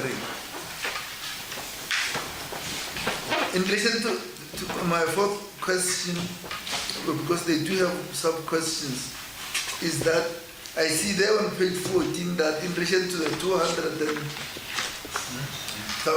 that there was non-compliance with basic conditions of the Employment Act in relation to determination of earning threshold. in relation to overtime payments for various employees. So if you can tell us why was that the case and what action has been taken. So it's always many questions. Why did that happen, one? And what action has been taken against the official or officials responsible for this? And you know, as this committee, we are a committee of consequences. If there's any people ask you outside in the street, on radio, Mokaralo Nene, the MEC Makamuro, the committee you want to, what is his job? If you can say it's the committee of consequences, and consequences, you will have said the truth. That's what we are. We're about consequences. So we're interested there. Who was the official or officials responsible for that non-compliance, and what action has been taken against that official or those officials? If you can talk to that. In relation to Ritabile, I see that the implementing agent did not obtain approval of a variation order. Why did that happen, and what has been taken in that regard in relation to Ritabile constructions? If you can talk to that.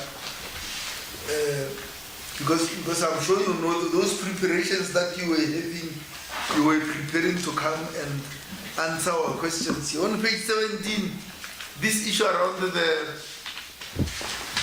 esteemed royal head family of the Balobedu Queen She of a sole supplier. If you can go through it and tell us,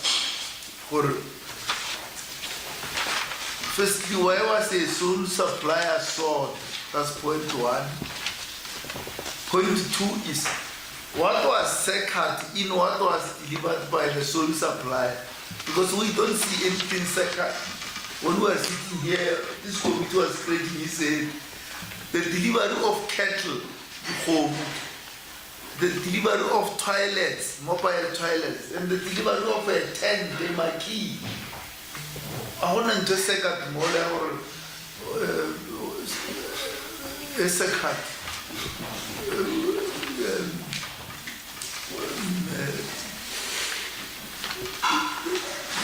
I want anything second of jumping fire at night and removing clothes and so on. So what we're saying, why sole supplier for just in that area of Molobedu, Kamokapulekela, Kapani, Kaufela, no other person can deliver cattle, toilets, and tents, marquees, than this person who give green points now. Because I don't want anything second tomorrow. Second things will happen in the family here, but there's nothing second in what was delivered. Importantly, just tell us, because that may be the case, just tell us who are the people the Green Point Construction, Pty Limited. Because MEC Makam, that may give us the answer. If we get, who are the people that Green Point Construction? Who are the directors of the what is it, the Pty Limited? Who are the people who are there inside it? If you give us their names, all of them, it may answer our questions, because we may stumble across the name or names of people who actually wanted this sole supplier to be this specific company. So we want you to go to drill that company and tell us about it. Who are the suppliers? In relation to action now, where you talk about the officials responsible on page 18. In relation to Ritabile, I'm sure you will see there, MEC Makamu, what you signed, that in relation to Ritabile there on page 18, the 4 officials that are said to be the officials responsible. More none of the department rooms. Kumanga Salomona more.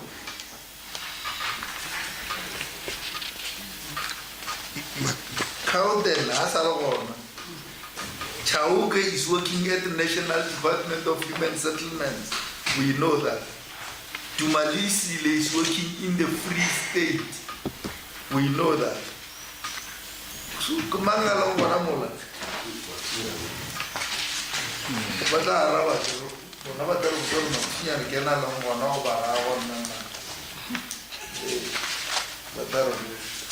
And then that sentence, it happens many times, which does not happen.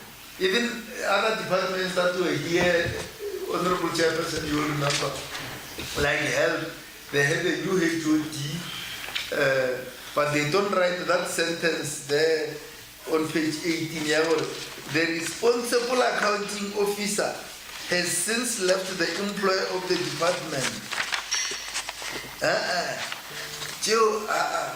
Wana wa account or the charity jam mutual disability one, Karotan Global Mutua account. Kamita, for what I will take out 1 hour, I pay totally material. Immaterial fella where we have to take action, Honorable Chair, because we can't take action against the new one on matters that were committed by the old one, if you get the point. That's the only point. Besides that, she accounts for everything. If you look on page 19, on answer, also a number of those officials, MEC Makami, that you wrote there, have left the department. Chauke is at National Department. Stati has retired or resigned. Kuno has left the department, is elsewhere. Sukonya is also elsewhere, and others.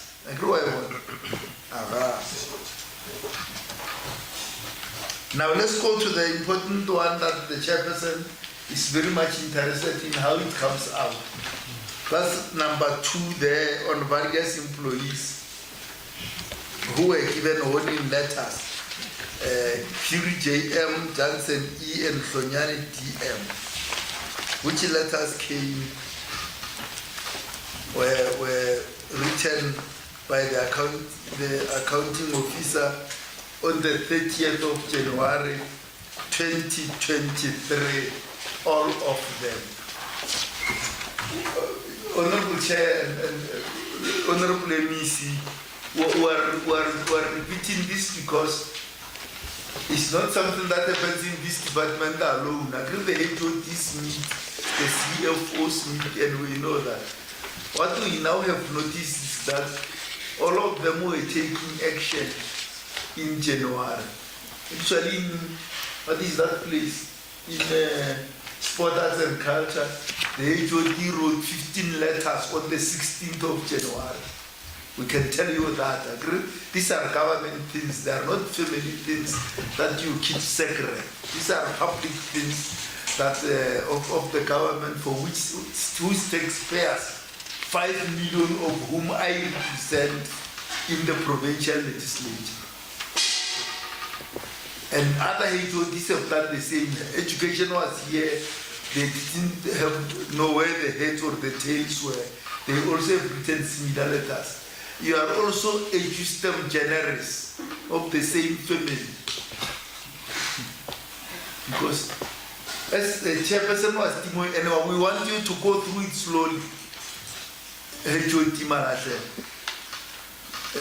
You were aware of the audit outcomes and the irregular expenditure and all the challenges by around May, June, July last year.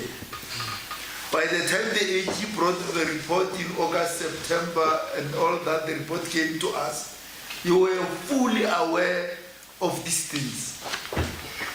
Now our interest is, you act now on the 30th of January because you were aware that we were coming to this committee. That's point 1. Talk to it. Also, you acted because the MEC was putting pressure.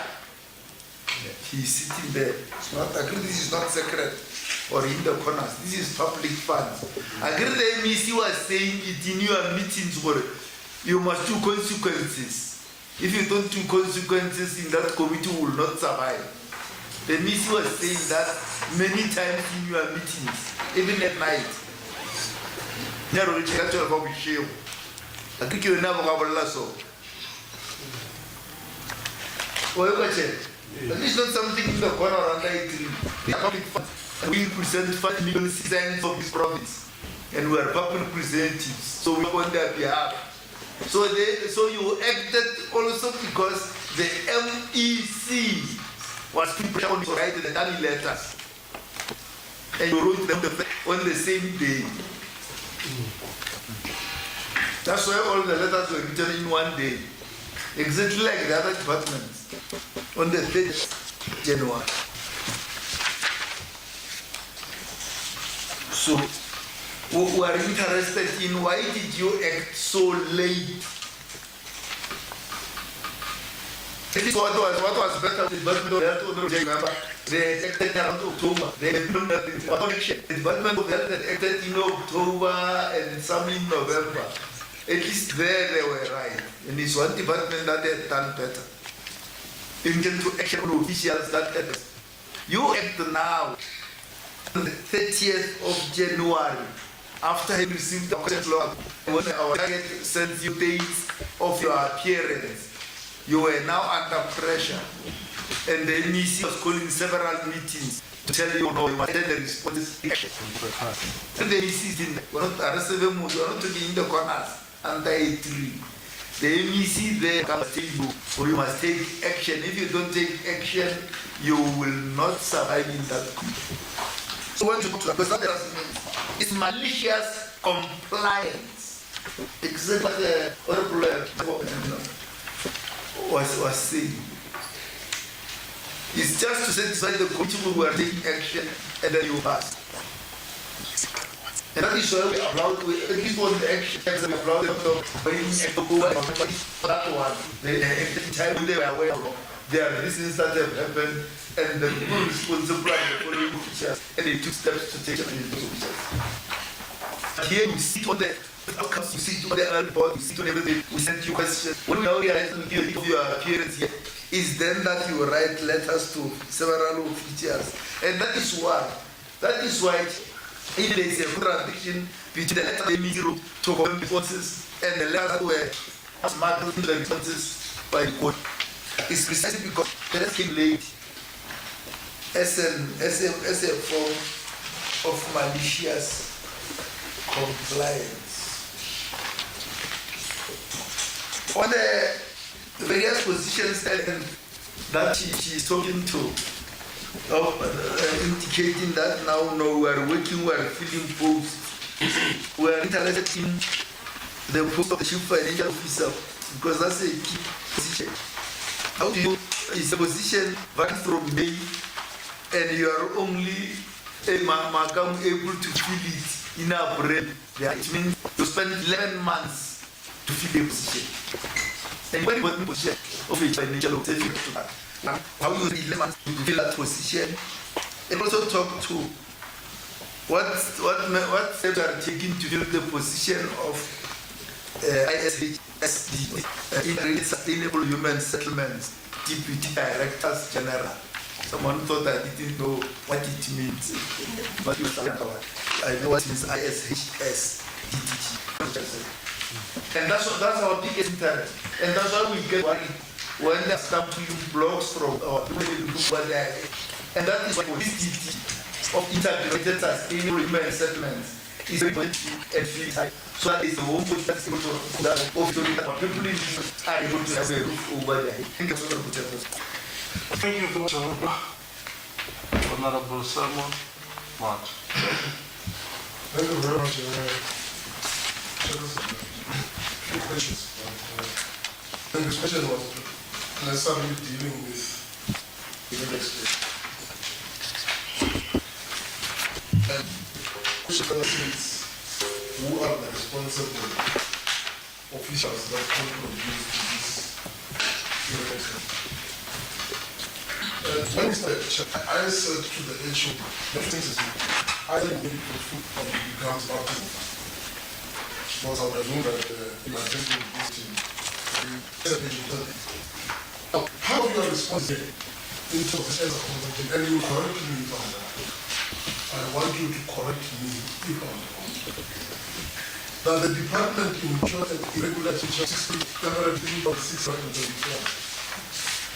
And you said that the department is in the process of taking that against this television. I looked into the covering letter.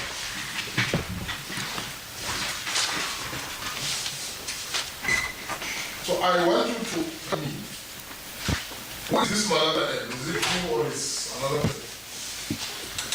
And if it is you,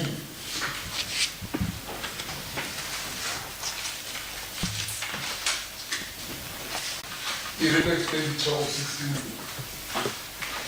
Hence I'm saying that I will need an evidence. But before I can take my question, is this Malata like you or something? Is it you? Is you?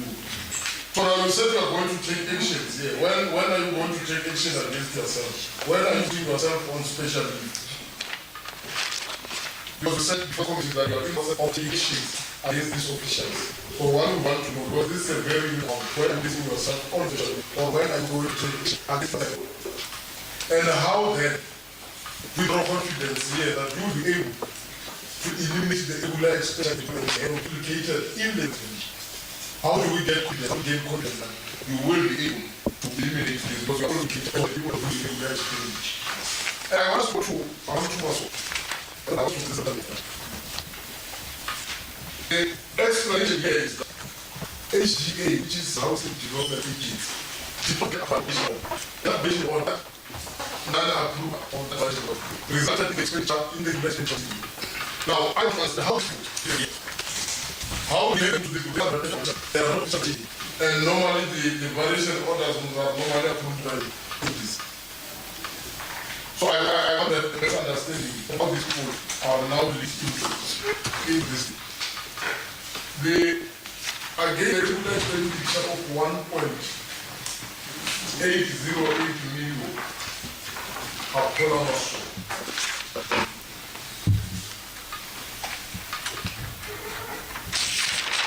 Here, Masora MI she's the official of the department. Special projects and project management.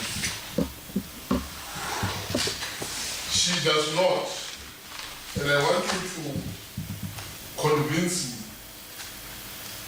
me as to how she became unethical, immoral, and whatever, and acted outside the required integrity.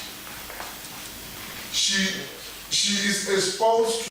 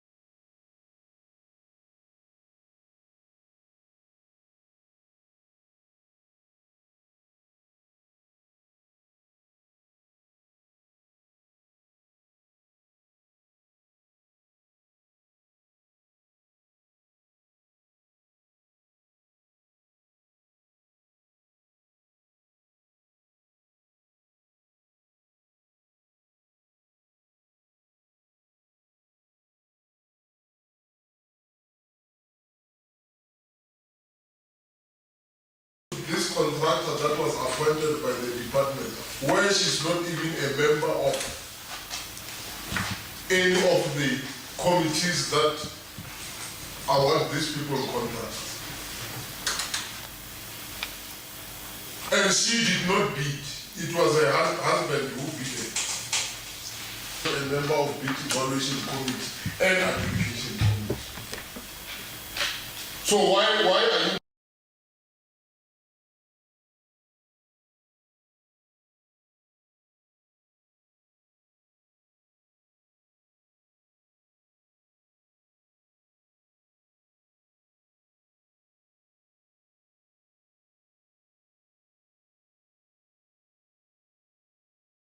making her a scapegoat here? Because in actual fact, if this other Maswa, the male Maswa, did not declare, you were not supposed to appoint him. Because he did not declare that the wife worked for the department. And the wife, she's very far from tenders. You even went to an extent of changing her. She was allocated to manage the project in Bloomberg, Sonora. And she was changed and she was brought to Kempton in Mangwe because the husband was allocated, the project was allocated there. And at that time when there was this thing, no, you can't supervise your husband, go and supervise that. These things did not come out. And this one is very far from these things. So you are just making an scapegoat. And since this matter was seized with the previous office, to date, this department has never written a letter to inquire in the previous office. How far are they with the matter? Simply because there is nothing that the poor lady did. She can't control her husband where to bid and not to bid. And if her husband does not declare, you can't appoint him if he did not declare.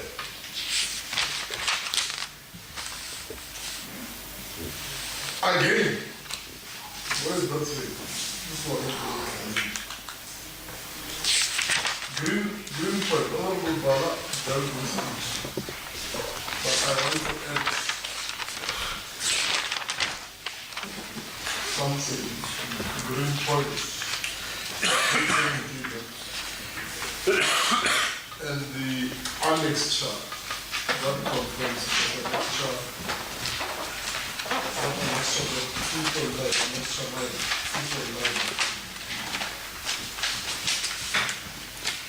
There is an annexure that speaks about the services that were rendered by Green Point. 2.8 annexure, 2.8.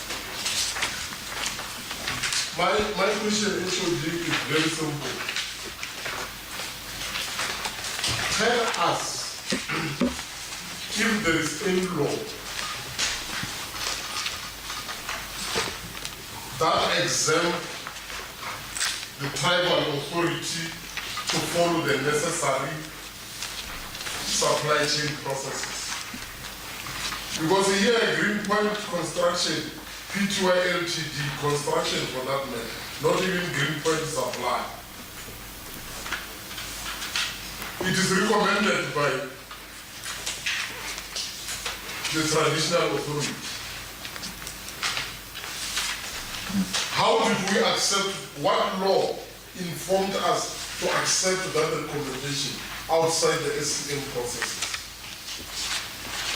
And in an event of a non-existence of the law of that nature, why the department did not advise? Malaki was not there, but his successor in title also, unless if it's a new position. Why we did not advise the tribal authority that whatever that they are doing is against the law, because there is no law that exempts them from anything. Why we did not advise? And of course, Honorable Bala dealt with it. What is so sacred about a mobile toilet? And that mobile toilet is not only for the Queen, Honorable Shop. I'm told on that side. She's not for the Queen. It's for everybody who was there. But if it was for the Queen, we would say there is something sacred about it. But what I understand, sacred is something that we do without the knowledge of the public. That is sacred. That's why other things we can't do them in public because they're sacred. And when you do them in public, it becomes public indecency. So what is so sacred with a toilet?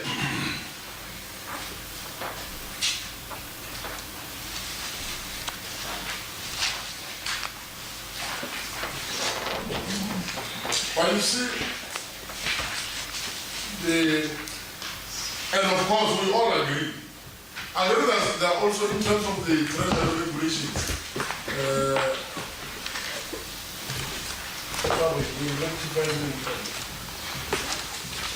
but my little knowledge tells me that the sole supply, there are some regulations or sections that defines the sole supply.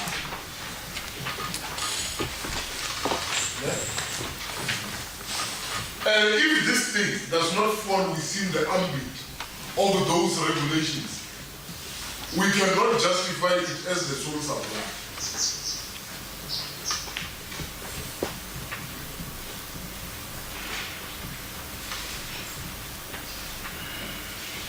Let me see. I just hope and pray that your vision will be embraced by your management. I hope and pray that they embrace your vision. Because if things are going to unfold in this way, you see, when we speak of malicious compliance, it's where we just answer. Unfortunately, you have to attend your signature. And if your management team does not share your vision, you are going to have a problem.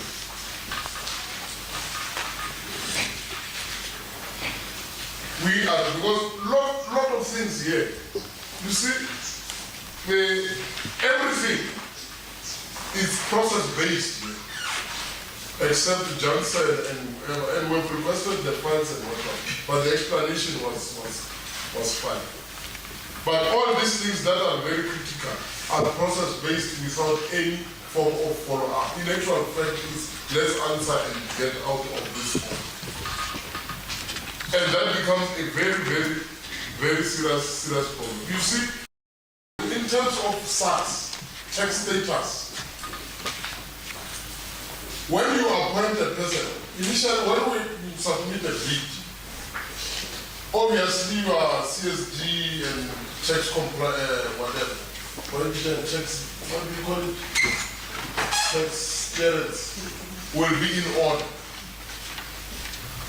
And in the process before the awarding of the bid or the conclusion of the bid, those things can still expire. But you have an obligation to make sure that before you even call or appoint or call Revenue Construction to say come and take your appointment letter, you will have verified all their obligatories. So if that is not been done,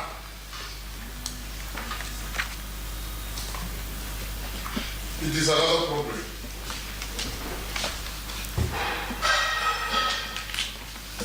And local government, it is a very sensitive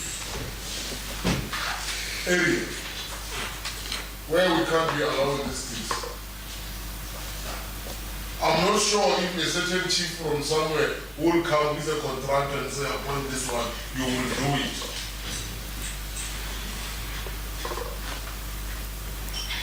So we can't be told, you see, you look at page 18. What action did the accounting officer take against the responsible official? It's a process. The investigation is underway. Last time the other department was here, everybody said investigation underway. So,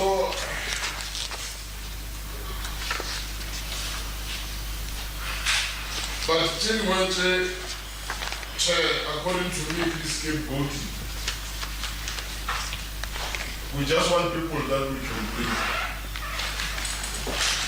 And the HOD, she must convince me that she will be able to eliminate this.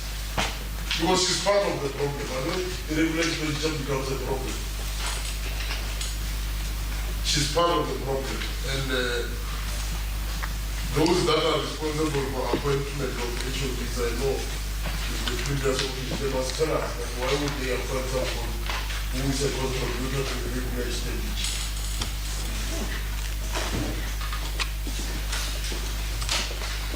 You can't, I don't know, if you want to practice as a lawyer, if you have a criminal offense, you can't practice.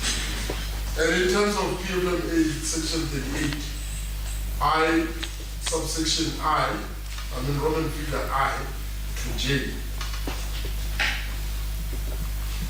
Irregular expenditure is a very serious offense.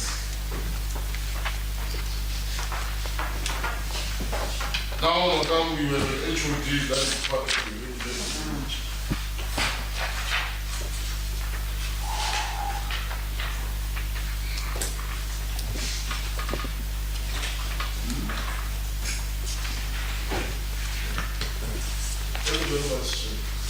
Thank you very much.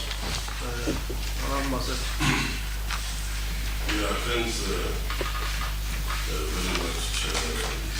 It's me, welcome the response by the department with regard to the initial questions that is raised, Chair.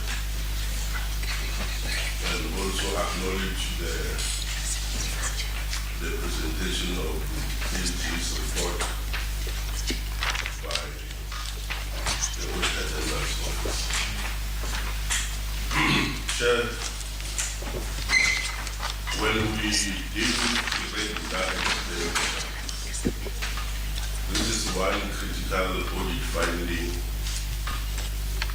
that gives you a signal that there are warm bodies that deliberately undermine or don't comply with the regulations that regulates SCM processes.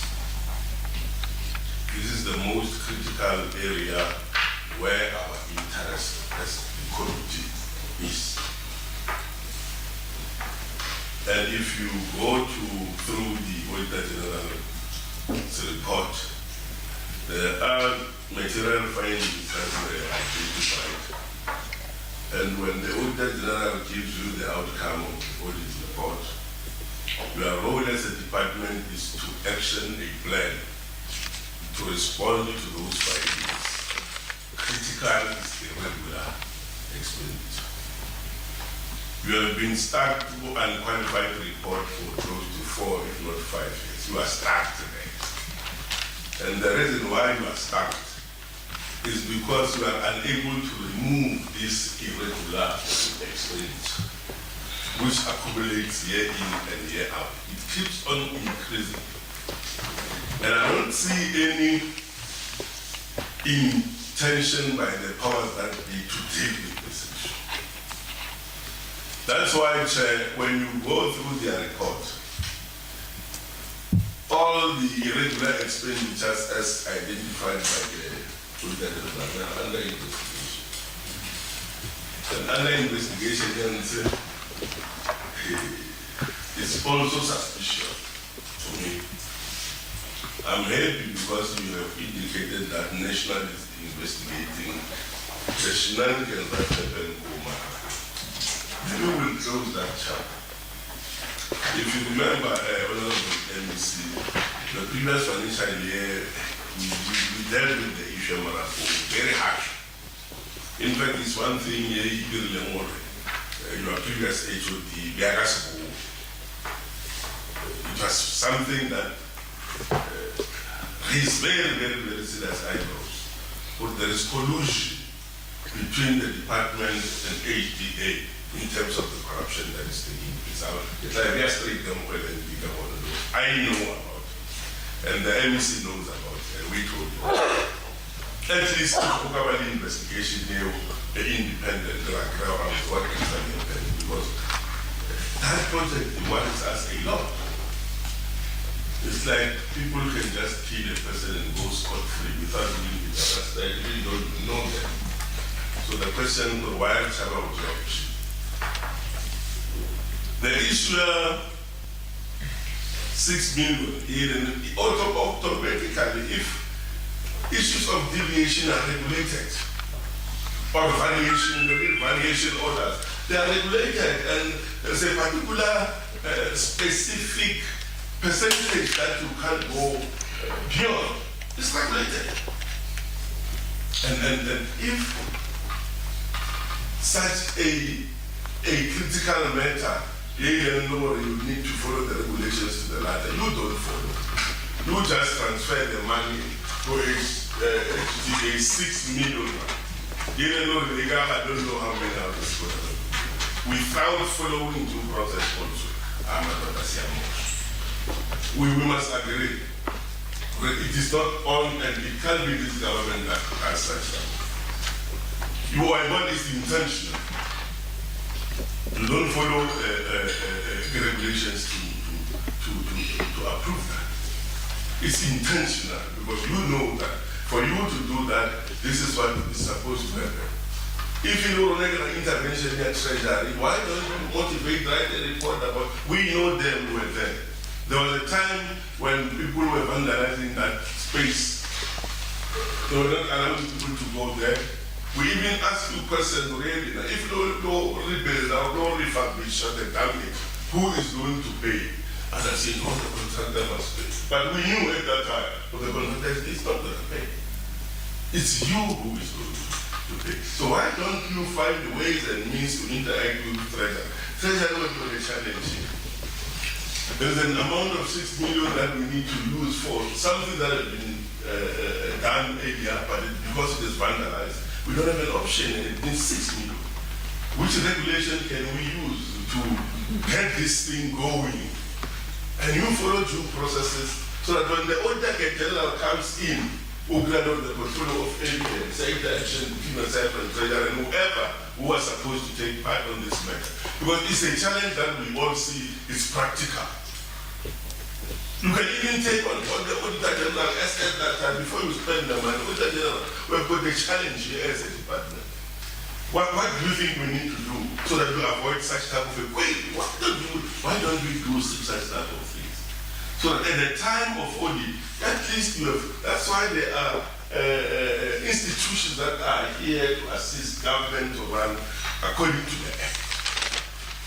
So somewhere, how we need challenge leadership, and we need to deal with it.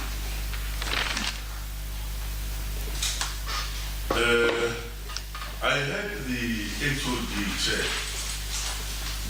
I was during the time of audit. They couldn't get certain documentation. But now the document is there. They are bringing that evidence to Congress. Not only by because documentation must be kept safe. So that as and when the Auditor General comes to, and the Auditor General will prepare you, you make sure that each and every document that the AG is going to look for is readily available. That's why there's a finding, Chair, by the AG that you submit unreliable reports as a department. It's because of record management. Such a small responsibility, just making sure files are kept safe, either manually or electronically. The reports that you are submitting to the AG are unreliable. That's what the AG is saying about this department. The financial report from this department are of poor quality. That's what the AG is saying. And the reason is record management. So you must make sure that our financial reports were in a full of evidence that affects running payment expenditure. We kept saying. And somebody must take responsibility. That's why everybody this type of child. And we want you to get out of this unqualified report. And you want to get out if the Savannah is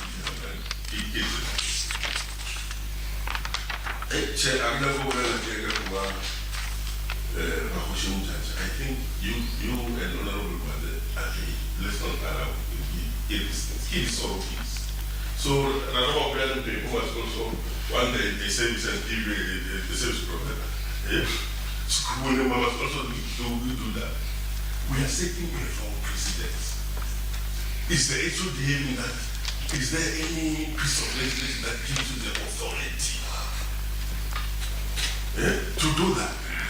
Like Honorable said, some of these things, they make us to ask a number of questions about our behavior as public servants, our capacity to defend the public purse in the interest of the public.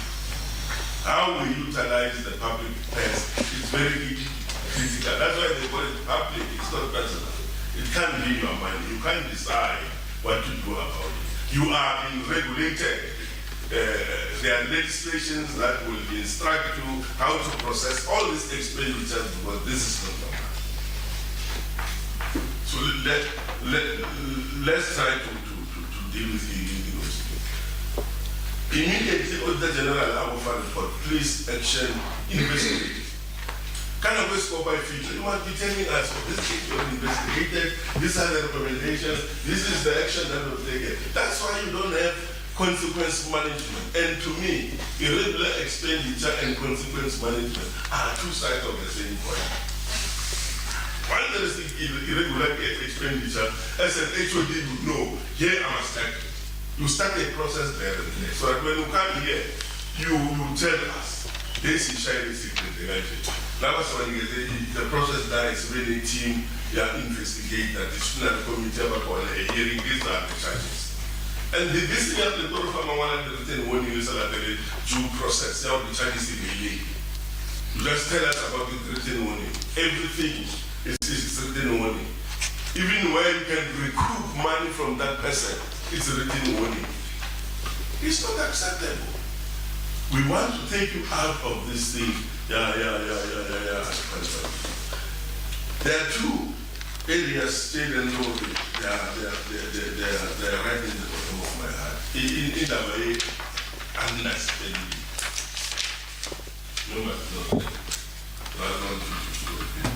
Understanding. There's 200 and something, 203 million that was underspent, 170, close to 300, 400 million underspending.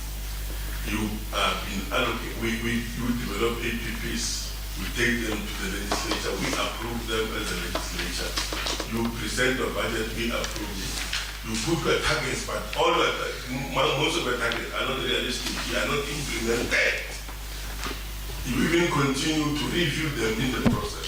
And when the Auditor General audits you, who can the discrepancy?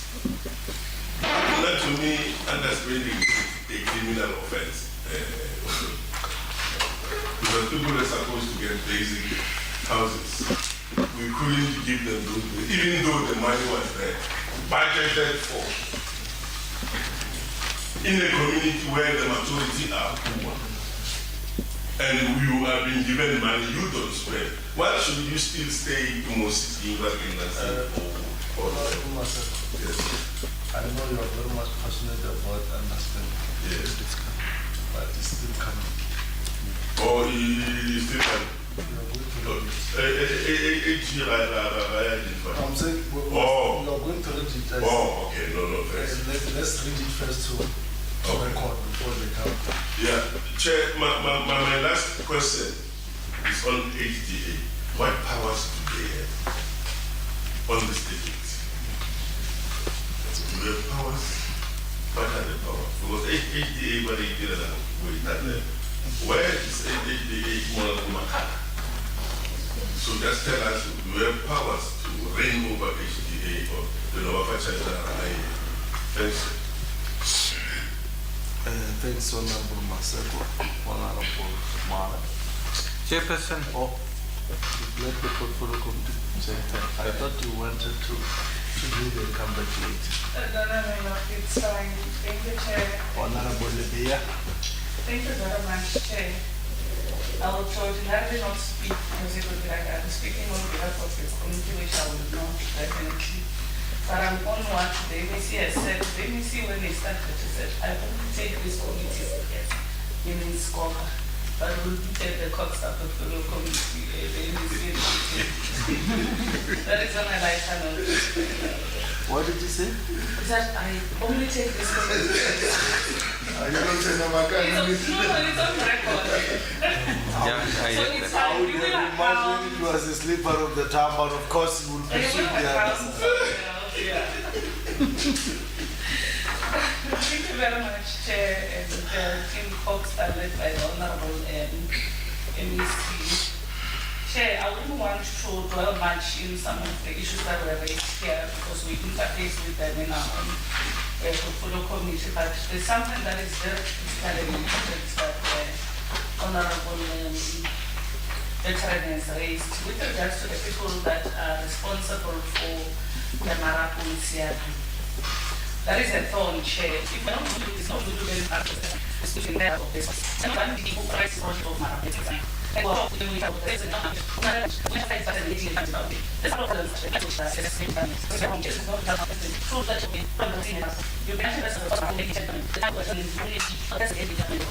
And you know that we get. Now we're going to get a look at this, and not in the way I see it. We are thinking about it sound and what we're people that will see how many problems you're not going to see and a bit of it and very big way some can say that the lack of focus is meeting this I'm very always you know I use it to other which is financial and so next it is a good report I can see that this only stop this one what we can do some say it's but it's a good year is then there for the people that because this is the manual of the state, this manual of the place of the law. That is the minority of this country. It's service and majority. Who looks up to this government to change their lives? So if we dilly-dally with people, the money that is supposed to change people's lives like this, and we come here and speak a lot of English, how are we going to assist our communities? We must all of us take our bets and then go. I don't want to speak about Chair. Some of these things, they are really embarrassing and it's not a thing that we should come and discuss and still say they are still in the pipeline, we are still working on them. No, if there's a problem that a lot of money that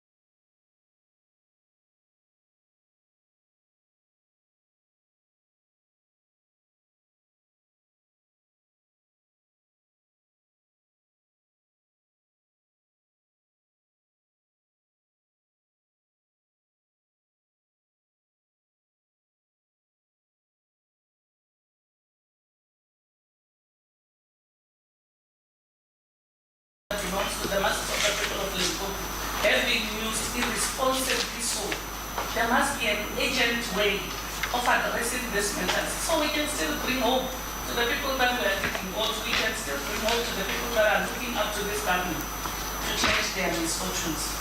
Chair, let me always speak on my own and leave other things for the country. Thanks very much. Chairperson, I want to try to be quick without repeating because I want to focus on this on the facts. HUD, if I heard you correctly, you said that dealing with the overpayment that you got clarity from Treasury or something in your response towards questions, the overpayment of the extra time. I think I heard that right. So I'm going to ask you a specific question. When did you get clarity? Because I'm trying to establish, was it before the warning letters were signed to the people, or was it after the warning letters were signed? If it was after the warning letters were signed, has there then, because it would seem that there's an explanation or a grey area, if I may put it that way. Surely there must be some sort of withdrawal from that process towards the safeguard of the employee. So that's what I just would like to ask. I want to get clarity. I want to take you to your response to Padigo trading, and I want to link it to your central database player thing at D1 or A1, Annexure 822. So if I go to page 2 of 7, it's there with that central data. It's A1, I think it's Annexure A11, or maybe you must say A22, Annexure 2122. That 2 of 7. There's two things that bothers me. The first, when you apply or when you tender, you've got to submit something, first of all, 4th of June to the 3rd of June. If I look at the complaint, 8th of June, complaint until the 10th of June. So the complaint is compliant. I don't like it. Then you say, on the date of the 15th September 2021, trading had a compliant tax status. 15th of September. He got compliance on the 17th of September. So he wasn't compliant. I'm just reading what I'm seeing here. So he wasn't compliant. And that's my first problem with the facts not pulling through. Second,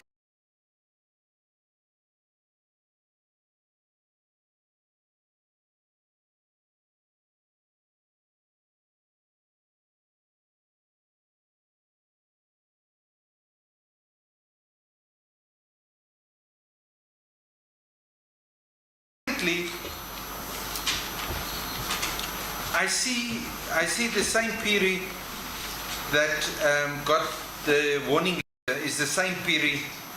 I think it's the same period that report ran the report, because it says report ran by.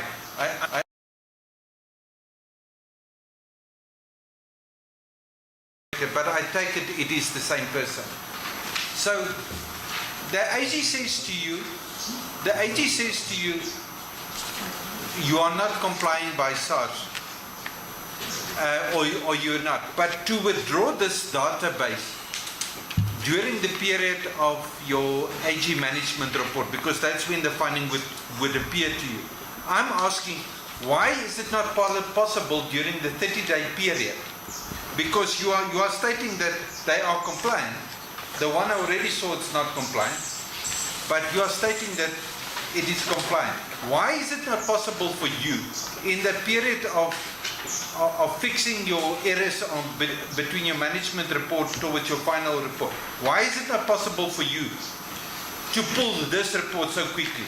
If you're saying your record keeping is in chaos, because this is a simple document to go. This is literally going into a website, press a button, and getting it. So please advise to me, why was this not pulled in that time period?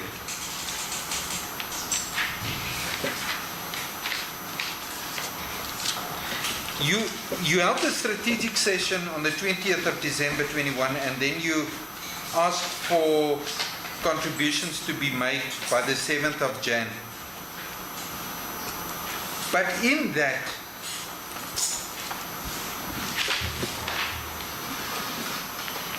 you asked various heads of departments and various other heads, other managerial heads to be part of a verification process. And I'm trying to understand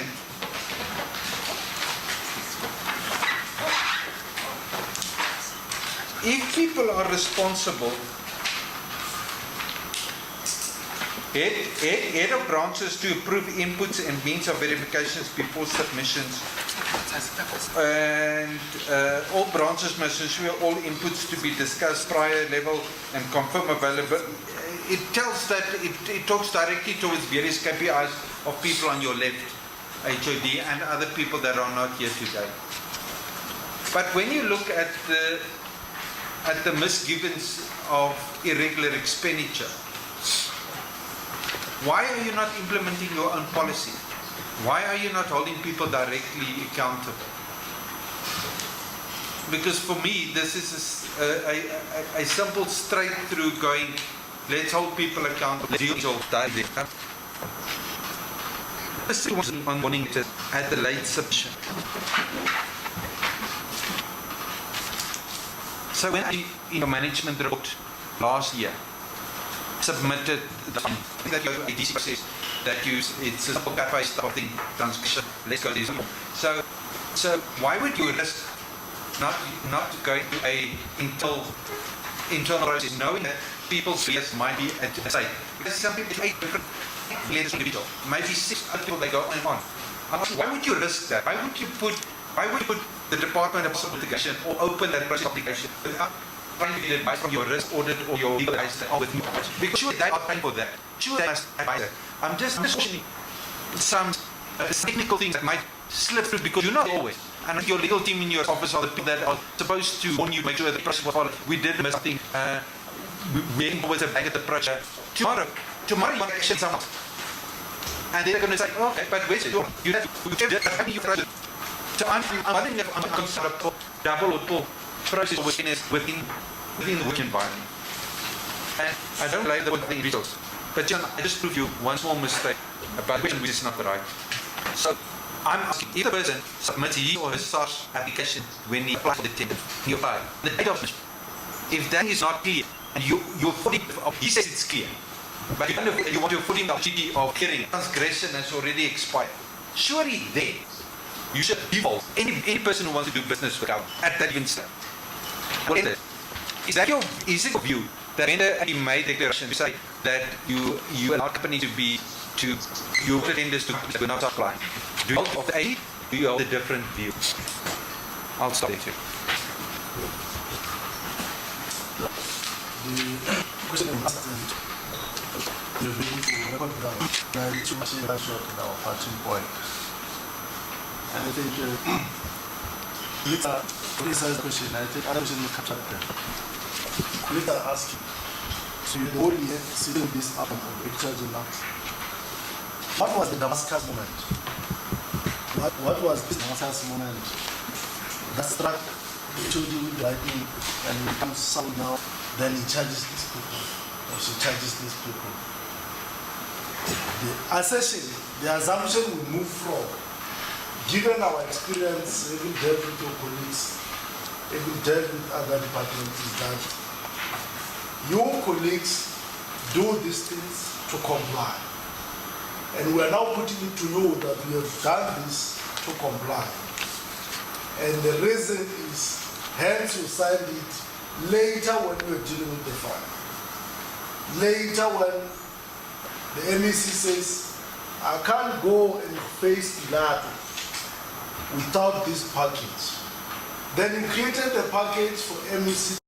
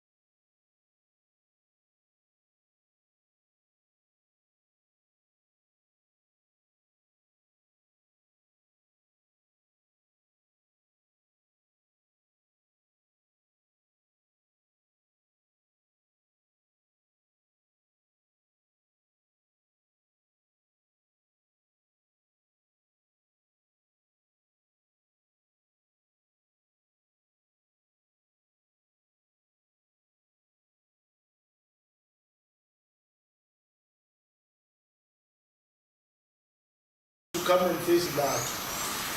That's what we are saying.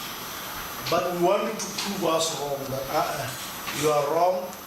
We had started the process, and that's how we arrived in this letters being signed later. Forget now the part that it contradicts with what the MEC has signed. Let's forget that part now. Let's deal with it as a single item. What was the Damascus moment in this regard? Our assertion, the Damascus moment was because we were coming here. You tell us what was your Damascus moment, MEC and the HOD. Because you have said with this outcome the whole year, you have never acted on it. You only acted because you are coming now to face Pilato. You want to tell Pilato and show Pilato that indeed I'm working. But we are not convinced that you are working. We are convinced that you did this thing for the sake of appearing before Pilato. Honorable Martin asked, and Honorable Hala and Honorable myself, I think I trust the two of you to remember that this issue of an official whose husband did not disclose, we dealt with it last year, and we are sure that it will have been finalized by now. You remember, we dealt with it last year, and I think Honorable Martin brings another important dimension to the matter, which we did not have at that particular time. I want you MEC and the account officer to tell us this, and I think Honorable Martin did not go direct to this question, and I think he was building up towards it. Why did you charge the wife? If indeed she was not sitting on this in this panel, she did not have a responsibility on this panel. Why didn't you charge the people who failed to identify that this person did not disclose interest? Or why didn't you rather terminate that person at the time of your knowledge that this person has acted with gross dishonesty? That's a question that I wanted to emphasize. And please, without even going to details with this one of Smile, of Padishah, I'm also not getting what you are saying, honestly speaking, with these checks, compliant, non-compliant. They can never be. If by the time you appoint your check, by that time, if there is a status is compliant. The law even prescribes that you can be able to tell the provider that you are not tax compliant. The processes that you have underwent are saying we must appoint you, Mr. Slamlela, to provide this service. But please, within this specific period, update your file. Don't tell us that no, by the time it was applied, that matter doesn't arise. You know better, it doesn't arise. Tell us by the time of appointment, why do you appoint someone who is not compliant? Because you are going to use the money of the public paid through the taxes to pay this supplier who himself does not want to pay tax. It's as simple as that. Why do you give someone work who does not comply to be paid with the people's money when he doesn't want to contribute to that basket? You know for sure, Honorable Makam, every day we are told that the tax basket is shrinking, the national revenue is shrinking day in, day out, because we are unable to collect. Now, why do you promote non-collection? Because we must first be, your department survives mostly on grants, which comes through these taxes. You don't generate anywhere. You rely on grants, whether through the Division of Revenue Act, whether through specific grants meant for certain things like your housing grants and so forth, human settlement grants. But why do you then appoint people who are not willing to contribute to that basket? You need to go straight to those particular questions. Over to you, Elisa. Thank you. Bioscope Makamu, MEC, Corporate Governance, Human Settlement and Traditional Affairs. Let me start by the fact that I might have said that I only take this committee serious. If I said that, it could be a slippery of a tongue. I said I take this committee serious. and that will not mean I don't take other committees. I appear in a number of committees. Our appreciation is the fact that you take this committee, sir. Yes, that is correct. I will not answer a number of questions, but there are 3 critical questions that I should be able to give and allow the HOD and accounting officer to handle. The matter of Marapo, because I share the same responsibility with what Honorable Pala indicated, that I'm representing in the legislature the 5 million people of South Africa, including those that are supposed to be beneficiaries of that project of Marapo. And allow me, Chair, to give a background of the project. It will answer some of the questions Honorable Pala spoke about, questions like, how long would you take to complete this project?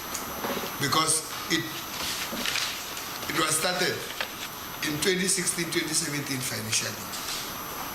The inception was wrong in terms of the contract that was entered into between the department and the contractors. The process was done by the department after appointing and doing everything. Whether I would call it dumping, then it was taken and given to HDA. When HDA did not participate, who should do this project? Then they were given the project to her. They ran with the project. I arrived in the department, find that it's there, and I accept that I'm a successor in title, and I took responsibility of it. To it, there was a number of principal agents which were continuing to be appointed for particular times, even not aligned to the time of the contractor, because the contractor has to finish. And I can tell you, I raised it to say, even if I'm expect from the built environment, I don't think the seriousness of us having the principal agent who is appointed for 12 months, 18 months, when the project is running, when the other one comes, it will still have to study the project and status quo report and get to be paid. Sometimes get to be paid and finish their term when the project still have got challenges. And I can assure the committee that we have done that. The relationship with HDA has been terminated in that project. We have now taken the project back to the department, and I can confirm to you that the project is running now as we speak, with the new arrangement that we have appointed a principal agent to the link to the term of the project when it finished. So we don't expect in the process to wait somewhere and want to appoint the principal agent, new person come, do scoping, understand what is it. But let me come to the part of wrong contracts entered into at the inception of the project. It will also answer part of the prepayment of about 33 million that was done. An investigation was conducted, and it did point to 2 officials, and I think we might have said it in the previous SCOPA. It affected Mr. Matunyani and legal Matimucha. Do you have that annex of that investigation? I think there was no question about it, but the report is there. I think they can be able to get it and send it to. A disciplinary process was carried. If someone can arrange. Yeah. A disciplinary process was carried. When we were running the disciplinary process, Mema Timucha requested to be excused to the department. I personally requested the previous HOD to say I will not accept. Requested to be excused? Yeah, to resign. Oh. I generated serious interest to say, why would you want to leave when we are starting this process? Are you not going to come tomorrow and say it's constructive dismissal when you have not been given an opportunity to answer your part in terms of your role as a legal person? I had to request a meeting with that person to say, I must be satisfied that you are not intimidated by anybody to want to implicate, because we normally see people running away, not necessarily they want to run away, they want to cover up some other people so that they don't answer. She said, no, I feel I must leave. And then Mr. Matunyani was taken through disciplinary process. He was found guilty. He was given a 3 months suspension without pay, and I'm aware that he has served that sentence. And I think all the information the department should be able to provide. But the interest of the MEC is exactly what Honorable Pala said. We can't leave this project to be stuck forever and forever. Let's go and look at the intention of this project. We wanted to house people. Let's go and complete the project. And I've done everything possible as the executing authority to make sure that the project runs. And I can tell you, with the leadership of the current HOD, where I saw willingness to want to resolve the challenge, the project is running now. In fact, my office, not necessarily the department, I sent there because sometimes I will. I was supposed to go there on the 14th of March just to go and be given about certain units which are complete, which can be able to be accessed by people because now they are complete. But that does not take away to say 2016, 2017, the project was at this amount when it was. Today, what it will mean to cost that project. That is what the MEC is still sitting with. And the HOD, where I commended there, is to say, working with the contractors to say, let's work and deal with the issues. We'll resolve other issues as we go because the project needs to be. Because we have got the same projects that we are to undertake, the Talani one, not the one that we appeared in the pictures, because Talani must also do the CRU and Chikota one. So I have been questioning the HOD that as and when we deal with all the procurements, we don't want to have the experience of Marapong when we go to Chikota and Talang. We want to appoint the principal agent the same term with the contractor, so that we don't end up having to pay certain amount of money for no apparent reasons. And I think that it's one issue I have spoken to the HOD not to falter on it. The next question I want to handle is the 6 million of the answer. Honorable Mate was even asking, Dr. Malahlela, you were part of that. And most people have gone in the list of the senior officials. I can assure you, even if I would wish that they are all there, it will have been the most senior management of the department that will have to go through. So it did not miss any of the senior, because it involved the evaluation committee, which will normally go to your second layer of the management of the department, and the adjudication committee, which involved the senior or the executive management of the department, and the bid approving authority, which is the accounting officer and the HOD. So literally, that transaction, for it to be found irregular, it will collapse the entire department because it will involve everybody else. The question that Honorable Mate raised, whether Dr. Malahlela will have to act on herself, I still have to take responsibility to say the answer is no. Since the investigation of this, I have taken the interaction with Provincial Treasury directly with the MEC, not necessarily involving officials in the department. So Dr. Malahlela is not involved in the interaction between the investigators. If she had to interact, it's when she is called to answer for a role in the participation. But the briefing about where it is, what is happening, is directly with the MEC, directly with my office. And I can assure you, I already had a meeting with the team that are investigating.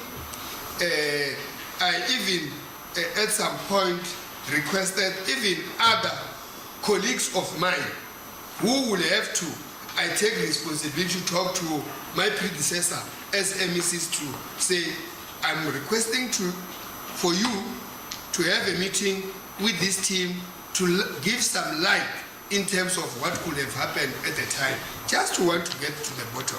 And we are going there, Honorable Chair, to get to the problem. Maybe the background could be also be. It was a pool. And in English, a pool will mean more than two. This pool was having one, and that was only NSEC, which was procured. And every year, the services of NSEC, which was in the pool of one, will always bring the irregular expenditure.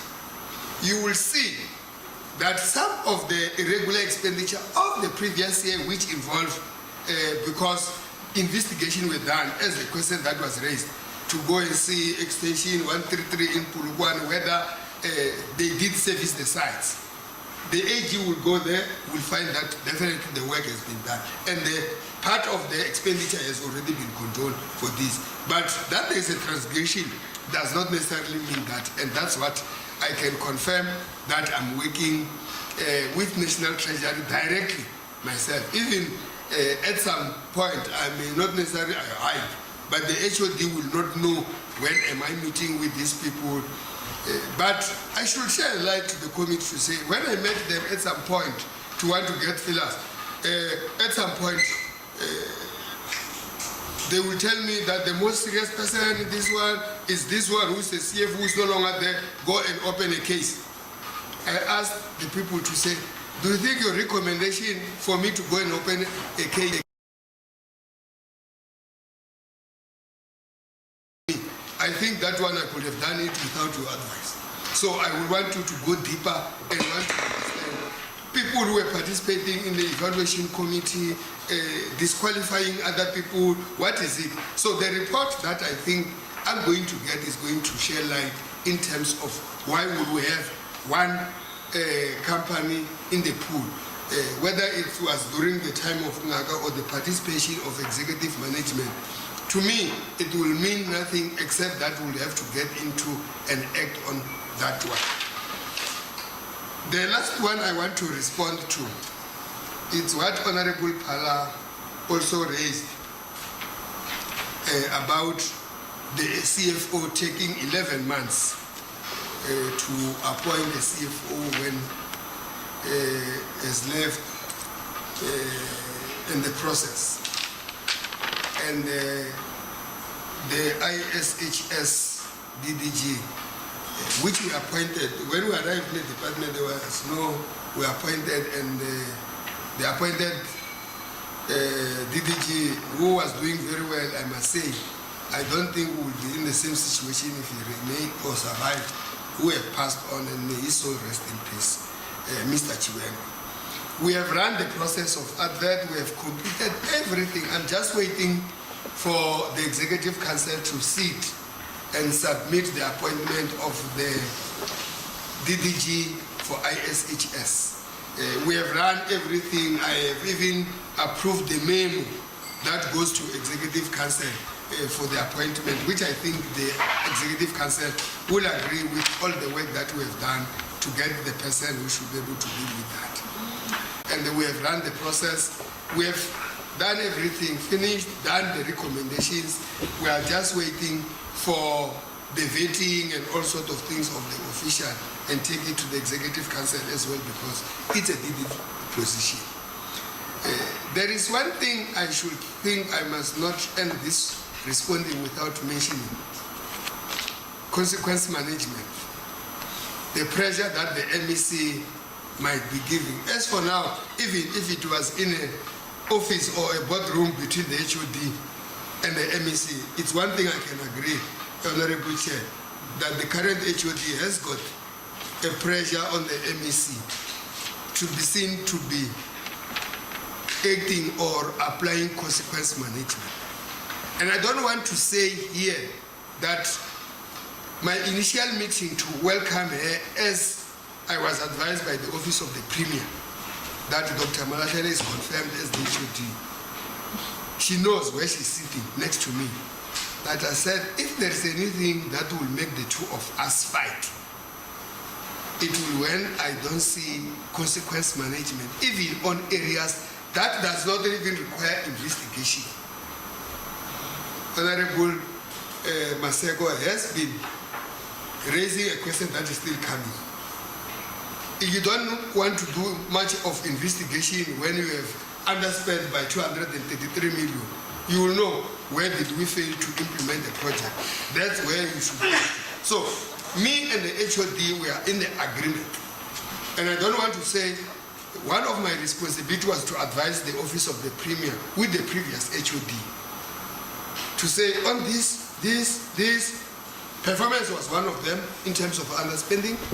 Transferring money to HDA without necessarily following the due diligence was one of those. I then advised the Premier of the province to say, despite that there is an option for us to renew the contract to the current HOD, I recommend that the position be advertised and not renewed because there are certain areas.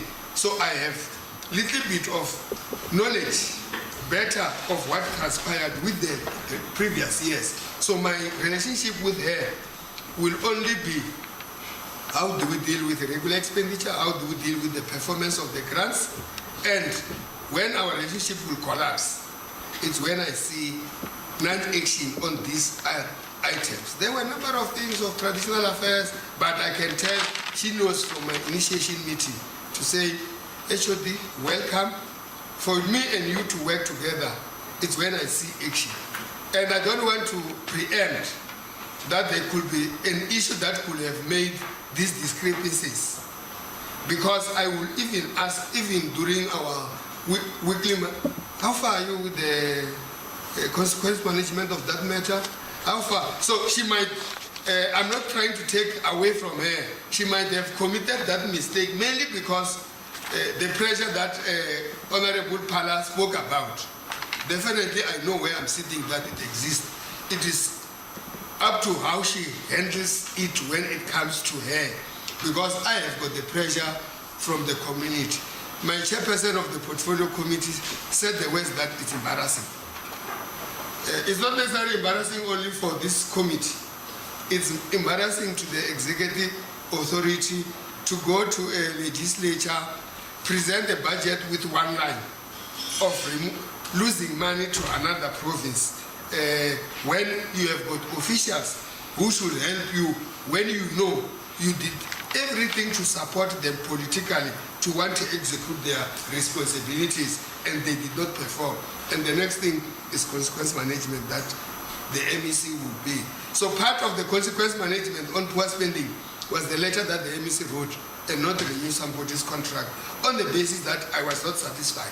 And that is the basis of my relationship with the current HOD and accounting officer on performance and dealing with consequence management in that department. These are the ones I can respond to. Let's peg the underspending.